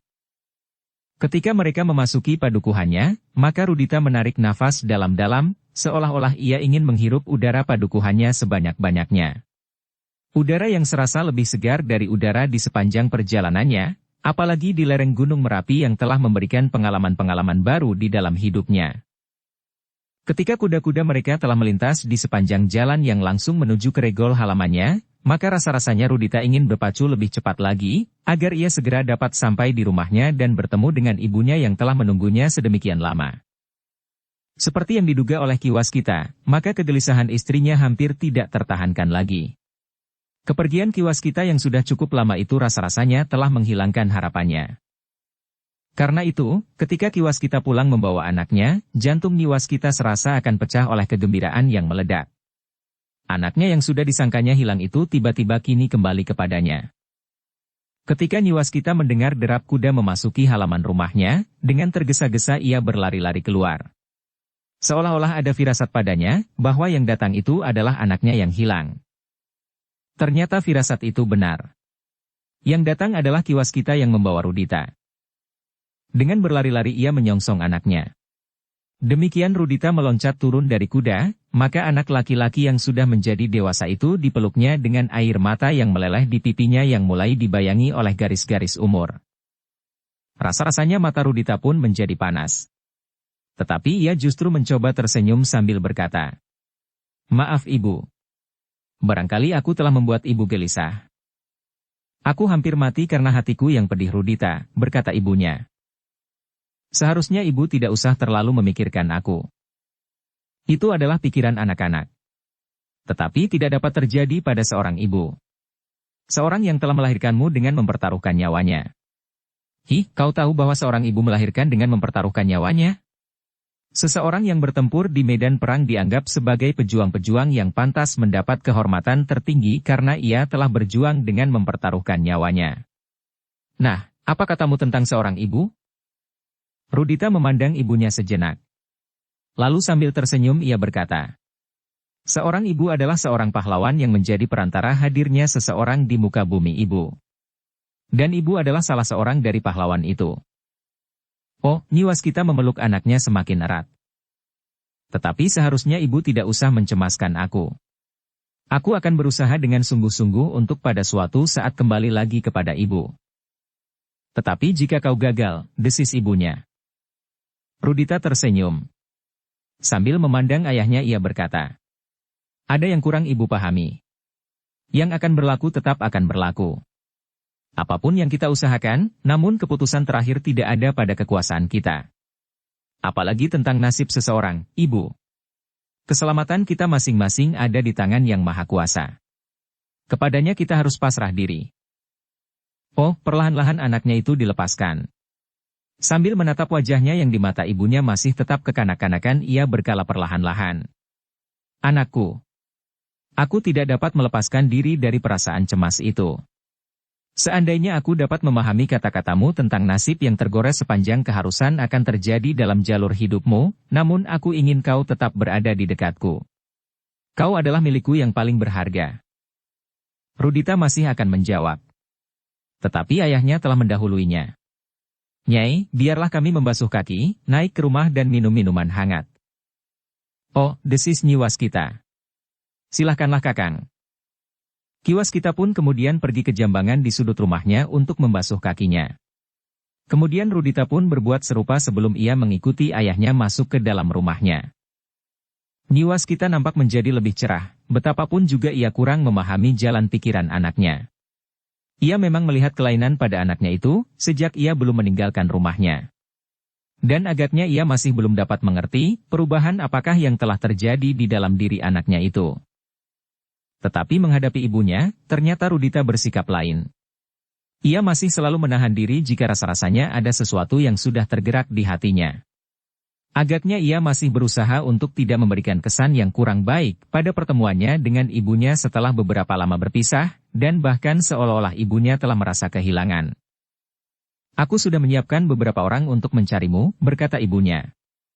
Aku menjadi semakin cemas karena justru ayahmu tidak segera kembali bersamamu. Beberapa orang, bertanya Rudita. Ya. Aku menyewa orang-orang yang paling disegani di padukuhan ini. Aku menyanggupi untuk memberikan upah yang sepadan jika mereka berhasil menemukan kau dalam keadaan apapun juga. Aku menyuruh mereka bersiap-siap. Jika akhir bulan ini, mendekati saat perkawinan Suandaru tiba kau masih belum diketemukan, maka mereka akan berangkat mencarimu. Rudita menarik nafas panjang. Tetapi sebelum ia menjawab ayahnya lah yang mendahuluinya, justru sambil tersenyum. Siapa sajakah yang akan kau upah untuk mencari Rudita? Jeliteng dan 4 orang yang akan ditunjuknya. Kiwaskita mengangguk-angguk. Tetapi ia tidak segera menjawab. Sejenak ia membayangkan seorang laki-laki yang kulitnya kehitam-hitaman, berkumis tebal dan berdahi sempit. Di padukuhan itu, ia memang mempunyai kelebihan dari kawan-kawannya. Tetapi jika ada suatu saat ia bertemu dengan orang-orang yang berada di Tambak Wedi, atau sebut saja Kiraga Tunggal, maka Jeliteng akan menyesal bahwa ia telah menerima tawaran itu. Untunglah bahwa semuanya belum terlanjur, berkata Kiwaskita di dalam hatinya. Sementara itu di dapur, pembantu-pembantu Nyai Waskita sibuk menyiapkan minuman dan makan bagi Kiwaskita dan Rudita. Namun dalam pada itu, mereka pun tidak habis-habisnya memperbincangkan kehadiran anak satu-satunya Ki dan Nyai Waskita yang sudah sekian lama meninggalkan rumahnya. Setelah minum seteguk minuman panas, Kiwaskita pun segera pergi ke biliknya untuk melepaskan baju dan ikat kepalanya. Rasanya badannya menjadi tebal oleh debu yang melekat. Karena itu maka ia pun kemudian segera pergi ke Pakiwan untuk mandi. Demikianlah suasana rumah itu pun rasa-rasanya telah menjadi hidup kembali. Nyai Waskita menjadi sibuk untuk menyediakan apa saja yang dapat menyenangkan hati anaknya, sementara anaknya pun kemudian mandi pula setelah Kiwaskita. Nyai, berkata Kiwaskita kemudian kepada istrinya. Sekarang kau harus bersikap lain terhadap Rudita. Ia kini telah benar-benar menjadi dewasa. Ia tidak perlu kau layani seperti pada masa kanak-kanaknya. Nyai Waskita termangu-mangu sejenak. Namun kemudian ia pun bertanya. Apa maksudmu Kakang? Berlakulah seperti kau memperlakukan seorang anak muda yang sudah dewasa. Aku tidak mengerti. Aku bersikap seperti biasa terhadap anakku. Nyai, suara Kiwaskita menjadi datar. Aku tahu dan mengerti bahwa Rudita adalah satu-satunya anak kita. Karena itu aku dan terlebih-lebih kau, ibunya, sering memanjakannya. Kita seolah-olah masih saja melayani seorang anak yang baru tumbuh menjadi remaja. Apa salahnya Kakang? Ia adalah satu-satunya anak kita, jawab Nyi Waskita. Dan bukankah sudah sewajarnya jika aku ibunya, sekali-sekali menunggui ia makan? Menyenduk nasi ke dalam mangkuknya dan menyelimutinya jika ia tidur. Memang Nyai. Itu adalah wajar sekali. Tetapi Rudita sekarang tidak menghendakinya lagi. Kau harus mengerti bahwa ada perubahan di dalam dirinya. Jika dahulu ia merajuk jika kau tidak menungguinya makan dan kadang-kadang kau masih harus menungguinya di pembaringannya sambil memijit kakinya, maka sekarang ia minta diperlakukan lain. Aku sungguh-sungguh tidak mengerti. Sekarang kau harus membiarkannya berbuat sesuatu dengan keinginannya. Kau memang seharusnya menungguinya makan, tetapi biarkan ia menentukan sendiri. Apakah yang akan dimakannya di antara segala macam yang kau hidangkan? Biarlah ia di malam hari masuk sendiri ke dalam biliknya dan menutup pintu dari dalam. Aku tidak sampai hati membiarkan ia berbuat semuanya untuk dirinya sendiri. Bahkan biarlah ia menimba air dan mengisi jambangan. Mencuci pakaiannya sendiri jika itu dikehendaki. Ia benar-benar ingin menjadi dewasa, lahir dan batin. Nyai Waskita menjadi bingung. Ia tidak mengerti maksud suaminya. Sejak dahulu ia sering menunjukkan sifat-sifat yang aneh. Kadang-kadang Kiwaskita menghendaki Rudita berbuat jauh lebih banyak dari yang dikehendakinya. Kiwaskita sering melarangnya berbuat sesuatu untuk anaknya. Bahkan kadang-kadang menunjukkan sikap yang keras. Dan kini, baru saja anak itu kembali, Kiwaskita sudah bersikap asing atas anaknya. "Kakang," berkata Nyai Waskita kemudian. "Agaknya kau masih marah kepada anakmu. Tetapi sebaiknya kau tidak bersikap terlalu keras terhadapnya. Ia tentu akan lari lagi dari rumah ini jika ia melihat wajahmu yang buram menghadapinya dan apalagi jika ia tahu bahwa kau melarang aku berbuat sesuatu untuknya, ia akan bertambah kecewa. Bukankah kita masih harus membujuknya agar ia tidak lagi ingin pergi dari rumah ini?" "Pendapatmu keliru, Nyai." Ia menjadi jemu dengan keadaannya sendiri. Di beberapa tempat yang lain, ketika ia mulai bergaul dan melihat-lihat suasana yang lain dari rumah ini, ia mulai mengerti bahwa cara hidupnya adalah aneh. Sampai ia menginjak usia remaja, ia tidak pernah mengerti apakah yang harus dilakukan oleh seorang laki-laki. Baru kemudian ia mengenal dirinya sendiri setelah ia melihat beberapa perbandingan. Di rumah ini ia selalu dimanjakan. Semua keinginannya tidak pernah gagal. Semua perintahnya dilakukan dengan tertib. Jika kau melarangnya berbuat sesuatu, ia tinggal mempergunakan senjata pamungkasnya, merengek, ia berhenti sejenak, lalu. Tetapi agaknya ia kini telah berubah. Ia adalah seorang laki-laki. Bahkan seorang laki-laki yang memiliki kelebihan sifat rohaniah dari laki-laki yang manapun juga yang pernah kita kenal. "Kau menghendaki terlampau banyak dari anak kita," berkata Nyai Waskita. "Biarlah ia berbuat sesuai dengan kemampuan dan kemauannya. Ia pergi karena ia tidak menemukan yang dicarinya di rumah ini. Ia ingin orang lain menganggapnya sudah dewasa dan memperlakukannya demikian. Jika kau masih tetap memperlakukannya seperti kanak-kanak, maka ia akan mencari kesempatan di tempat lain untuk mengalami masa menjelang usia dewasanya. Ia lebih senang mendapatkan tantangan rohaniah dan jasmaniah sesuai dengan perkembangan kedewasaannya. Jika kau dapat berbuat demikian, maka ia akan kerasan tinggal di rumah." Nyai Waskita menjadi semakin bingung. Namun ketika kemudian terdengar derit pintu dan Rudita melangkah masuk dari pakiwan setelah mandi, maka Ki Waskita pun berkata, "Berpakaianlah. Kita akan makan lebih dahulu." "Baik ayah," jawab Rudita yang kemudian masuk ke dalam biliknya. Kedua orang tuanya menarik nafas. Rasa-rasanya Nyai Waskita memang melihat hal yang lain pada anaknya. Tetapi kelainan itu lebih banyak dicari artinya pada unsur jasmaniahnya. Ibu Rudita menduga bahwa karena Rudita telah mengembara menyusuri daerah yang sulit bagi hidupnya, maka ia telah menjadi bertambah kurus dan kehitam-hitaman. Karena kesan perjalanannya yang sulit itu agaknya telah membuatnya agak pendiam. "Nyai," tetapi Ki Waskita berkata kemudian, "Lihatlah." Tatapan matanya menunjukkan betapa jiwanya menjadi semakin masak. Ciri kedewasaannya nampak pada sikapnya yang ingin berdiri sendiri. Ingin menentukan baik dan buruk dan memilih dengan penuh tanggung jawab. Dan agaknya dari segi rohaniah ia memang sudah menentukan pilihan sikap dan batasan-batasan tentang hidup kejiwaan seseorang. Meskipun sukar dimengerti, tetapi ia telah menemukan yang paling baik dengan penuh tanggung jawab. "Tetapi aku adalah seorang ibu," berkata Nyai Waskita. "Aku memandikannya sejak ia masih merah. Menyusui dan menyuapinya setiap saat. Apakah setelah ia disebut dewasa, aku telah kehilangan segala hakku atasnya?" "Bukan begitu, Nyai. Kau masih tetap ibunya. Tetapi cobalah menganggapnya sebagai suatu pribadi yang dewasa dengan segala ciri-cirinya." Nyai Waskita menggelengkan kepalanya. "Aku tidak mengerti. Apakah ia lebih senang hidup dalam kesulitan, memelihara diri sendiri, mengambil air, mencuci pakaian dan sebagainya daripada hidup seperti yang pernah dialaminya di rumah ini? Ternyata ia telah meninggalkan rumah ini, Nyai. Aku mempunyai dugaan lain. Meskipun aku yakin, tentu kau berbeda pendapat. Itulah sebabnya aku tidak pernah mengatakannya. Katakanlah. Mungkin kau benar." Ia menjadi sangat kecewa bahwa Pandan Wangi benar-benar akan segera kawin dengan orang lain. Dengan anak demang dari sangkal putung itu. Apalagi Kakang, ayahnya sendiri, agaknya justru telah membantu pelaksanaan perkawinan itu sebaik-baiknya. Ki Waskita menarik nafas dalam-dalam. Ia menjadi sulit menanggapinya. Jika ia mengatakan sesuai dengan pengertiannya tentang hal itu, maka istrinya akan berkata, Sejak semula aku sudah tahu bahwa kau akan menolak pikiranku itu. Tetapi agaknya seorang ayah benar-benar tidak dapat menyelami perasaan anaknya sendiri.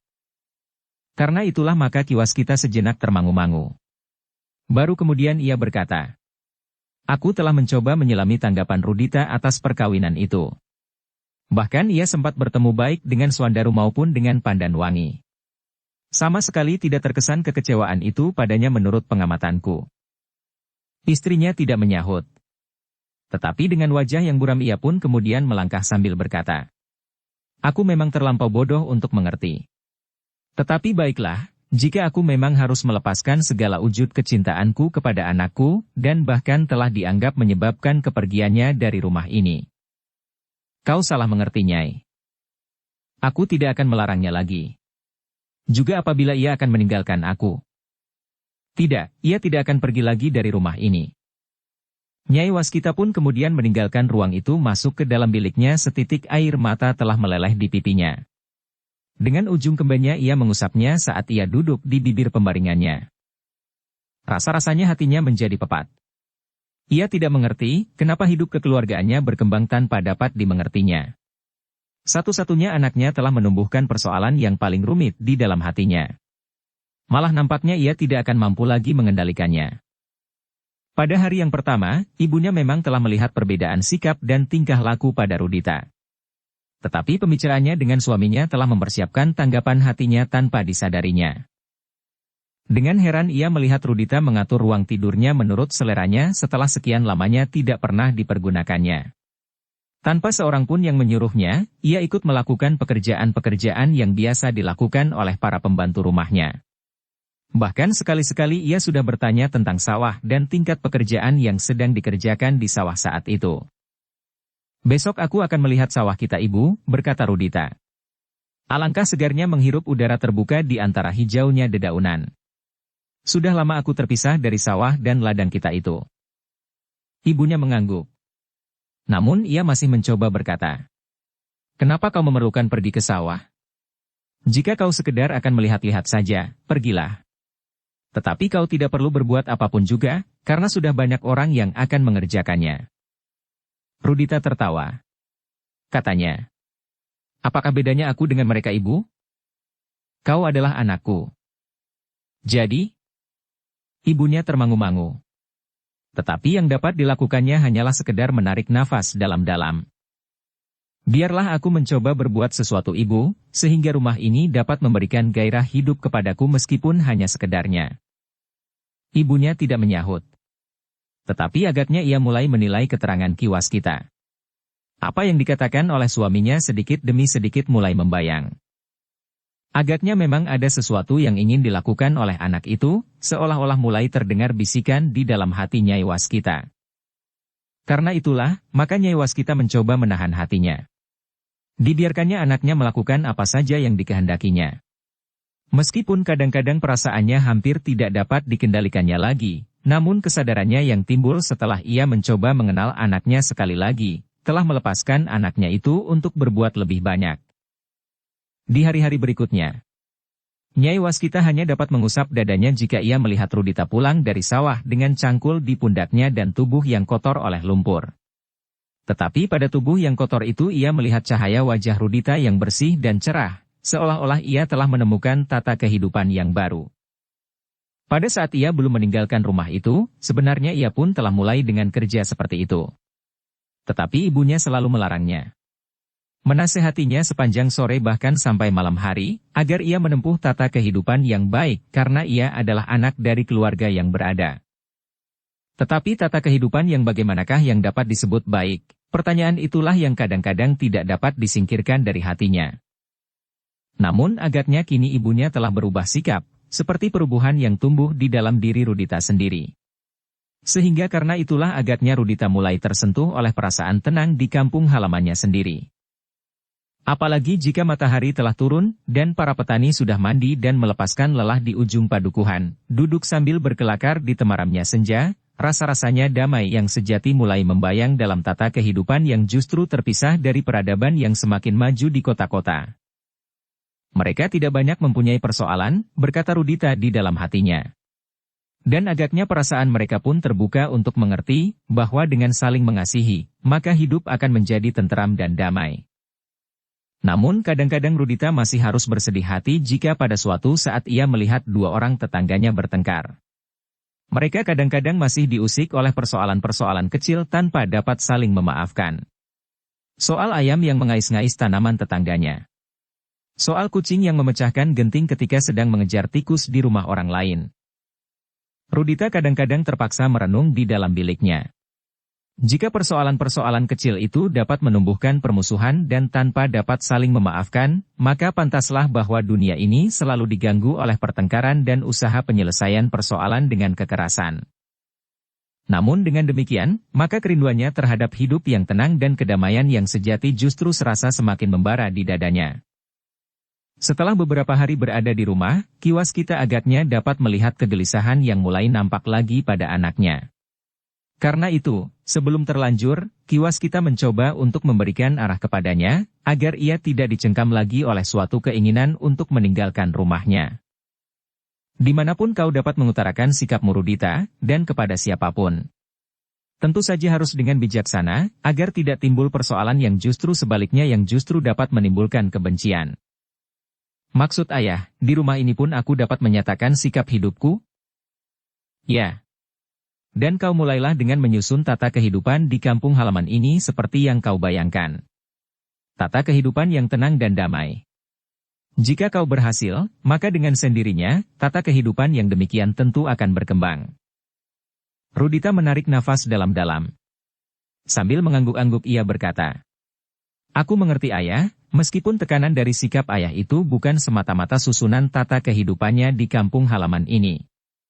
Tetapi semata-mata agar aku tidak meninggalkan ibu apabila pada suatu ketika ayah ke tanah perdikan menoreh menjelang perkawinan Pandan Wangi. Kau memang cerdas sekali Rudita. Tetapi aku bersedia ayah. Aku berjanji bahwa aku tidak akan pergi lagi dari rumah ini. Meskipun tekanan dari maksud ayah adalah agar aku tetap di rumah, namun aku akan mencobanya juga untuk mulai dengan lingkungan kecil ini. Jika lingkungan kecil ini menolak, maka aku tidak dapat membayangkan apa yang akan terjadi dengan Pajang, Mataram, dan Pati." Kiwas kita terdiam sejenak. Ternyata anaknya dapat melihat maksudnya yang sebenarnya. Meskipun demikian, ia dapat berlega hati bahwa Rudita sudah menyanggupkan diri, bahkan berjanji untuk tidak meninggalkan rumahnya. Ia akan mencoba menyusun tata kehidupan di dalam lingkungan kecil itu untuk mewujudkan ketenangan yang diidamkan. Meskipun ia tahu bahwa tidak ada lingkungan yang terpisah dari sekitarnya. Betapapun juga, keadaan di sekitarnya akan langsung mempengaruhi tata kehidupan di lingkungan kecil itu. Tetapi Rudita sudah bertekad. Apalagi di lingkungan kecil, bahkan seandainya ia harus berdiri seorang diri pun, ia akan tetap berpegangan pada dasar sikapnya itu. "Ayah," berkata Rudita kemudian, "jika ayah ingin segera kembali ke tanah perdikan menoreh, maka sebaiknya ayah tidak ragu-ragu meninggalkan ibu di rumah." Ayahnya merenung sejenak. Namun kemudian ia menarik nafas dalam-dalam sambil berkata, "Kau benar-benar sudah dewasa Rudita. Aku berterima kasih kepadamu bahwa kau telah berusaha untuk mengerti persoalan yang sama-sama kita hadapi." Ia berhenti sejenak, lalu, "Baiklah. Aku sekarang tidak ragu-ragu lagi meninggalkan rumah ini. Aku memang ingin mendahului pergi ke tanah perdikan menoreh. Apakah kelak, aku dan ibu harus menyusul? Jika aku sempat, aku akan menjemput ibumu. Kira-kira 5 atau 6 hari sebelum hari-hari perkawinan itu." Rudita mengangguk-angguk. "Kita masih bersangkut paut keluarga, sehingga kurang pantas rasanya jika kita hadir langsung pada saat perkawinan itu." "Baiklah ayah. Biarlah aku sendiri akan mengatakannya kepada ibumu." Rudita mengangguk. Katanya, "Ibu tentu perlu mempersiapkan sumbangan yang akan kita bawa ke tanah perdikan menoreh." "Ya. Tetapi agaknya ibumu memang sudah mulai memikirkan." "Mudah-mudahan ibu dapat melupakan kekecewaannya," desis Rudita kemudian. "Kenapa ibumu kecewa?" "Akulah yang menyebabkannya. Di saat-saat hatiku masih diliputi oleh kegelapan, maka rasa-rasanya aku memang ingin mendapatkan sesuatu dari Pandan Wangi. Ternyata ibu menganggap bahwa hal itu adalah wajar sekali, dan bahkan ibu sependapat apabila hal itu terjadi. Ki Waskita mengangguk-angguk. Tetapi ia sama sekali tidak menyangka bahwa Rudita mengetahui pula akan hal itu. Untunglah bahwa kemudian Rudita menemukan kepribadiannya yang masak, sehingga ia akan dapat menguasai dirinya sendiri. Baiklah Rudita. Aku akan mengatakannya kepada ibumu. Biarlah yang sudah berlalu itu kita lupakan. Mudah-mudahan ibumu tidak keras hati seperti saat-saat lampau menghadapi persoalanmu, karena kau adalah satu-satunya anak yang menurut pendapatnya perlu dimanjakannya. Rudita menarik nafas dalam-dalam. Sekilas terbayang masa lampaunya yang kini terasa aneh bagi dirinya sendiri. Dalam pada itu, maka Ki Waskita pun kemudian menemui istrinya dan menyatakan maksudnya. Kau akan pergi mendahului kami, bertanya istrinya. Aku sudah berjanji untuk membantunya. Mungkin Ki Gede memerlukan pertimbangan-pertimbangan bagi hari-hari perkawinan anaknya itu. Bukankah di Tanah Perdikan Menoreh sudah banyak orang-orang tua yang akan dapat membantunya membuat perhitungan saat dan waktu? Ya. Tetapi mungkin Ki Gede memerlukan orang lain. Dan orang lain itu adalah aku. Istrinya mulai berpikir. Sementara itu, kau dapat menyiapkan sumbangan apakah yang akan kita bawa ke Tanah Perdikan Menoreh. Kau harus dapat memilih, karena aku kira Tanah Perdikan Menoreh telah penuh dengan berbagai macam bahan yang diperlukan. Justru aku kira sudah berlebih-lebihan. Nyai Waskita menarik nafas. Memang masih membayang kekecewaan itu di sorot matanya. Ia masih juga membayangkan betapa senangnya mempunyai menantu seorang gadis seperti Pandan Wangi. Seorang gadis yang mempunyai sifat dan kemampuan yang melampaui gadis-gadis kebanyakan. Ia pandai berburu, tetapi ia juga seorang pengatur rumah tangga yang baik. Sejak kecil ia sudah belajar mengatur isi rumahnya dan melayani keluarganya. Apalagi ia sudah tidak beribu lagi, sehingga semua tanggung jawab rumah tangganya seolah-olah dibebankan kepadanya seluruhnya. Tetapi Pandan Wangi itu akan menjadi menantu orang lain. Dan kini yang dapat dilakukannya hanyalah melihat saat-saat perkawinan itu berlangsung dan membawa sumbangan bagi peralatan perkawinan itu. Meskipun demikian, ia pun kemudian menjawab. Baiklah Kakang. Selama Kakang pergi menjelang hari perkawinan Angger Pandan Wangi, aku akan mempersiapkan sumbangan yang barangkali bermanfaat bagi pengantin itu. Aku akan berusaha untuk menjemputmu dan Rudita sepekan sebelum perkawinan itu berlangsung. Baiklah. Kami akan menunggu, jawab Nyai Waskita. Tetapi jika sepekan sebelum hari perkawinan itu kau tidak datang, keesokan harinya aku akan berangkat bersama Rudita dan barangkali 1-2 orang pelayan. Ki Waskita mengangguk-angguk. Katanya. Tetapi aku akan berusaha. Justru mendekati hari-hari perkawinan kesibukan akan berpindah ke dapur.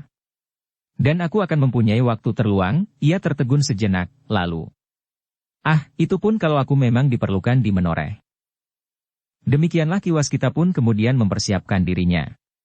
Keesokan harinya, di dini hari ia akan berangkat seorang diri ke Tanah Perdikan Menoreh. Namun dalam pada itu, ia tidak dapat melupakan kemungkinan yang dapat terjadi sementara Tanah Perdikan Menoreh sibuk dengan persiapan perkawinan Swandaru dengan Pandan Wangi. Masih saja terbayang sepasukan yang kuat melingkari Gunung Merapi seperti seekor ular naga yang merayap di lambung bukit itu. Sementara dari arah lain, sekelompok orang-orang sakti dengan mengendap-endap dan bersembunyi membawa jenis pusaka yang lain untuk dipersatukan di suatu tempat. Suatu tempat yang harus ditemukan, desis Ki Waskita. Namun ia masih mencoba untuk menggeser persoalan itu betapapun menggelisahkannya menghadapi hari perkawinan Pandan Wangi. Ketika matahari mulai membayang di mur di keesokan harinya, Ki Waskita sudah mempersiapkan kudanya. Ia masih sempat makan pagi sebelum ia memanggil Rudita dan istrinya. Hati-hatilah di rumah, berkata Ki Waskita kepada anak laki-lakinya. Kau jangan menggelisahkan hati orang tuamu lagi. Baik ayah. Bukankah aku sudah berjanji bahwa aku tidak akan pergi lagi? Dan selama ini Nyai dapat mempersiapkan sumbangan yang akan kita bawa bersama ke Tanah Perdikan Menoreh seperti yang Nyai katakan, berkata Ki Waskita kepada istrinya. Baiklah Kakang. Sudah waktunya aku berangkat. Hari perkawinan itu menjadi semakin sibuk. Apakah Ki Gede masih juga curiga terhadap adiknya, Ki Argajaya, bertanya Nyai Waskita. Ki Waskita menarik nafas dalam-dalam. katanya. Aku tidak tahu. Tetapi agaknya Ki Gede Menoreh bukan seorang pendendam. Meskipun demikian, agaknya retak yang pernah terjadi itu tidak akan dapat pulih seperti sedia kala. Istrinya mengangguk-angguk. Ia pun mengetahui bahwa pernah terjadi persoalan yang gawat antara kakak beradik pewaris tanah perdikan Menoreh itu. Bahkan seakan-akan tanah perdikan Menoreh seolah-olah terbakar oleh api benturan yang dahsyat antara kedua kakak beradik. Kehadiran Sidanti di kampung halamannya bersama gurunya, Ki Tambak Wedi, membuat api di atas tanah perdikan itu menjadi bagaikan neraka. Tetapi agaknya Ki Argajaya telah benar-benar menyadari kekeliruannya, berkata Ki Waskita kemudian. Dan agaknya Ki Gede pun telah memaafkannya. Di dalam saat perkawinan Pandanwangi, sudah tentu Ki Argajaya akan menjadi sibuk pula sebagaimana seorang paman yang ikut menyelenggarakan hari-hari perkawinan kemenakannya. Ketika matahari mulai menjenguk di atas cakrawala maka Ki Waskita pun kemudian minta diri untuk mendahului pergi ke tanah perdikan Menoreh. Rudita dan Nyai Waskita melepaskannya sampai ke regol halaman. Mereka masih saja berdiri mengawasi keberangkatan Ki Waskita, sampai ia hilang di tikungan. Dalam pada itu, kuda Ki Waskita berderap semakin cepat. Ia sama sekali tidak mencemaskan lagi anak laki-lakinya. Ia percaya bahwa Rudita akan memegang janjinya, tidak lagi meninggalkan ibunya. Sementara itu, jalan yang menjelujur di hadapannya masih nampak basah oleh embun. Rerumputan yang hijau nampak berkilat-kilat memantulkan cahaya matahari yang jatuh pada titik-titik embun yang bertengger. Ki Waskita menarik nafas. Udara pagi rasa-rasanya membuat tubuhnya menjadi semakin segar. Angin yang sejuk mengalir perlahan-lahan. Tetapi karena derap kudanya, maka rasa-rasanya wajahnya menjadi semakin dingin disapu oleh angin pagi itu. Tidak ada yang dicemaskan di perjalanan. Tanah perdikan Menoreh rasa-rasanya tidak lagi pernah diganggu oleh kerusuhan. Namun, jika teringat oleh Ki Waskita, orang-orang yang sedang menyingkirkan pusaka-pusaka yang mereka curi dari Mataram itu, rasa-rasanya dadanya berdesir juga. Tetapi sementara ini tentu tidak akan timbul persoalan di atas tanah perdikan Menoreh, katanya di dalam hati. Tetapi kemudian, mudah-mudahan. Kudanya masih berpacu di bulak-bulak panjang. Ia justru merasa perjalanan itu menyenangkan, meskipun hanya seorang diri. Udara yang segar, padi yang hijau dan cahaya matahari pagi yang mulai terasa hangat di kulit. Namun Ki Waskita itu pun kemudian mengerutkan keningnya ketika ia melihat di kejauhan debu yang mengepul, ia melihat beberapa ekor kuda yang berlari berlawanan arah, sehingga semakin lama justru menjadi semakin dekat. Siapakah mereka? Desis Ki Waskita. Tetapi Ki Waskita tidak merubah kecepatan kudanya. Ia berpacu terus, seolah-olah tidak melihat sesuatu di hadapannya. Namun demikian, semakin dekat kuda-kuda itu, rasa-rasanya menjadi semakin berdebar-debar juga. 3 ekor kuda, desisnya. Mereka pun kemudian berpapasan di tengah bulak. Seolah-olah masing-masing tidak saling menghiraukan. Ketiga orang itu hanya berpaling sejenak, memandang wajah Ki Waskita yang kosong. Sedang Ki Waskita berpaling pun tidak. Tetapi sebenarnya lah bahwa ia sempat menangkap kesan di wajah ketiga orang berkuda itu meskipun hanya sekedar dugaan, bahwa ketiganya tergesa-gesa. Tidak ada yang menarik, desis Ki Waskita sambil memperlambat derap kudanya. Hampir di luar sadarnya ia pun berpaling. Namun terasa jantungnya berdegup semakin cepat, ketika justru pada saat yang bersamaan ketiga orang itu pun berpaling pula. Mereka berpaling seperti aku juga berpaling, desis Ki Waskita. Ki Waskita mencoba menghilangkan semua kesan yang timbul di hatinya. Kecemasan yang memang sudah ada di dalam dadanya tentang orang-orang yang berada di Tambak Wedi, dan orang-orang yang mengaku dirinya tukang satang yang dengan demikian mereka harus mempertaruhkan nyawanya, membuatnya mulai mereka-reka hubungan antara orang-orang itu dengan mereka yang telah mencuri pusaka-pusaka dari Mataram. Ah, aku terlampau cengeng. Ki Waskita kemudian. Dengan demikian Ki Waskita pun mencoba menghilangkan semua dugaan tentang orang-orang berkuda itu. Adalah wajar sekali. Tidak ada yang aneh. 3 orang yang sedang bepergian melalui jalan ini. Ki Waskita pun berpacu terus menuju ke padukuhan induk tanah perdikan Menoreh. Namun tiba-tiba saja Ki Waskita menjadi berdebar-debar pula. Ia melihat lagi orang berkuda di hadapannya. Semakin lama menjadi semakin dekat. Siapa lagi mereka itu, desisnya. Namun kemudian, hanya seorang saja. Seperti yang baru saja dilakukannya, ia mencoba mengusir segala macam kegelisahannya mengenai orang berkuda itu. Seperti yang baru saja dilakukannya, ia memaksa dirinya berkata di dalam hati. Adalah wajar sekali. Tidak ada yang aneh. Tetapi terasa debar jantungnya menjadi semakin cepat ketika ia melihat kuda di hadapannya itu menjadi semakin lambat dan kemudian berhenti. Ah, apalagi yang akan terjadi, desisnya. Seperti yang telah diduga, maka orang berkuda itu pun melambaikan tangannya, memberi isyarat kepadanya untuk berhenti.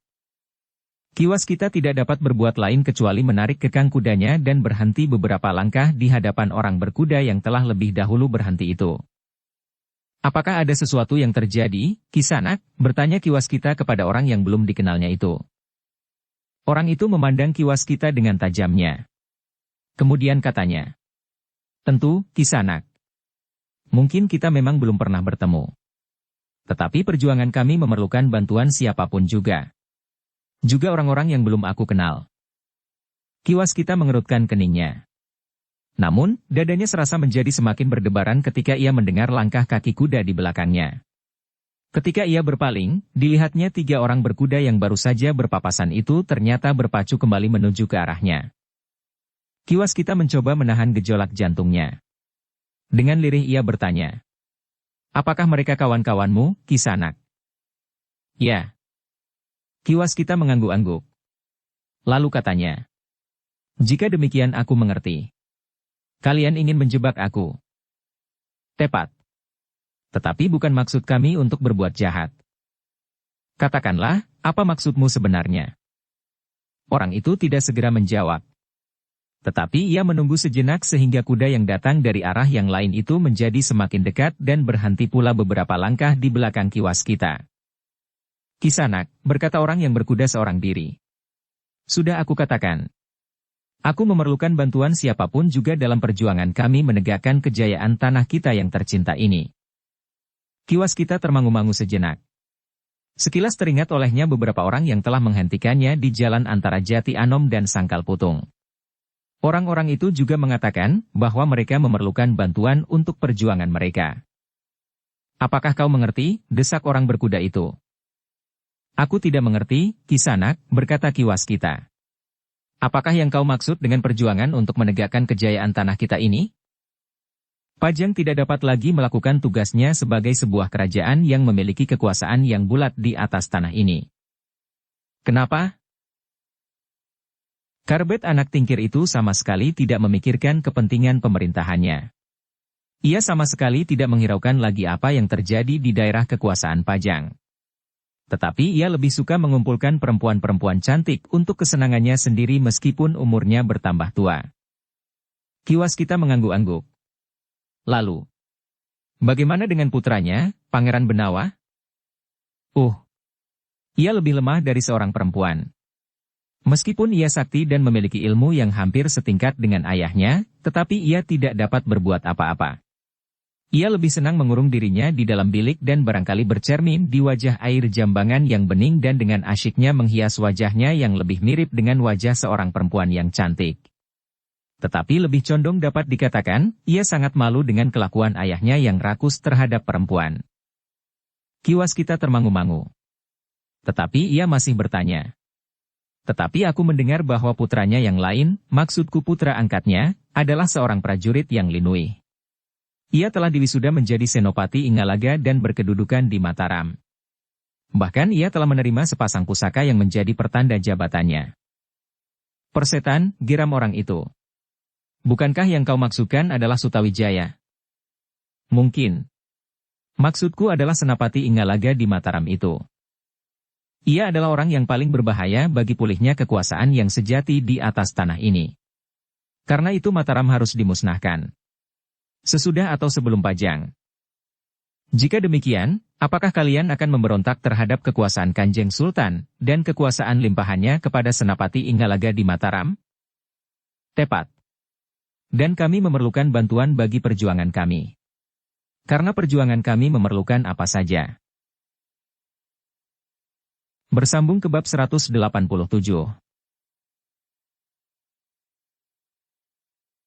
Dukung kami dengan subscribe, follow, like, komen dan share. Terima kasih.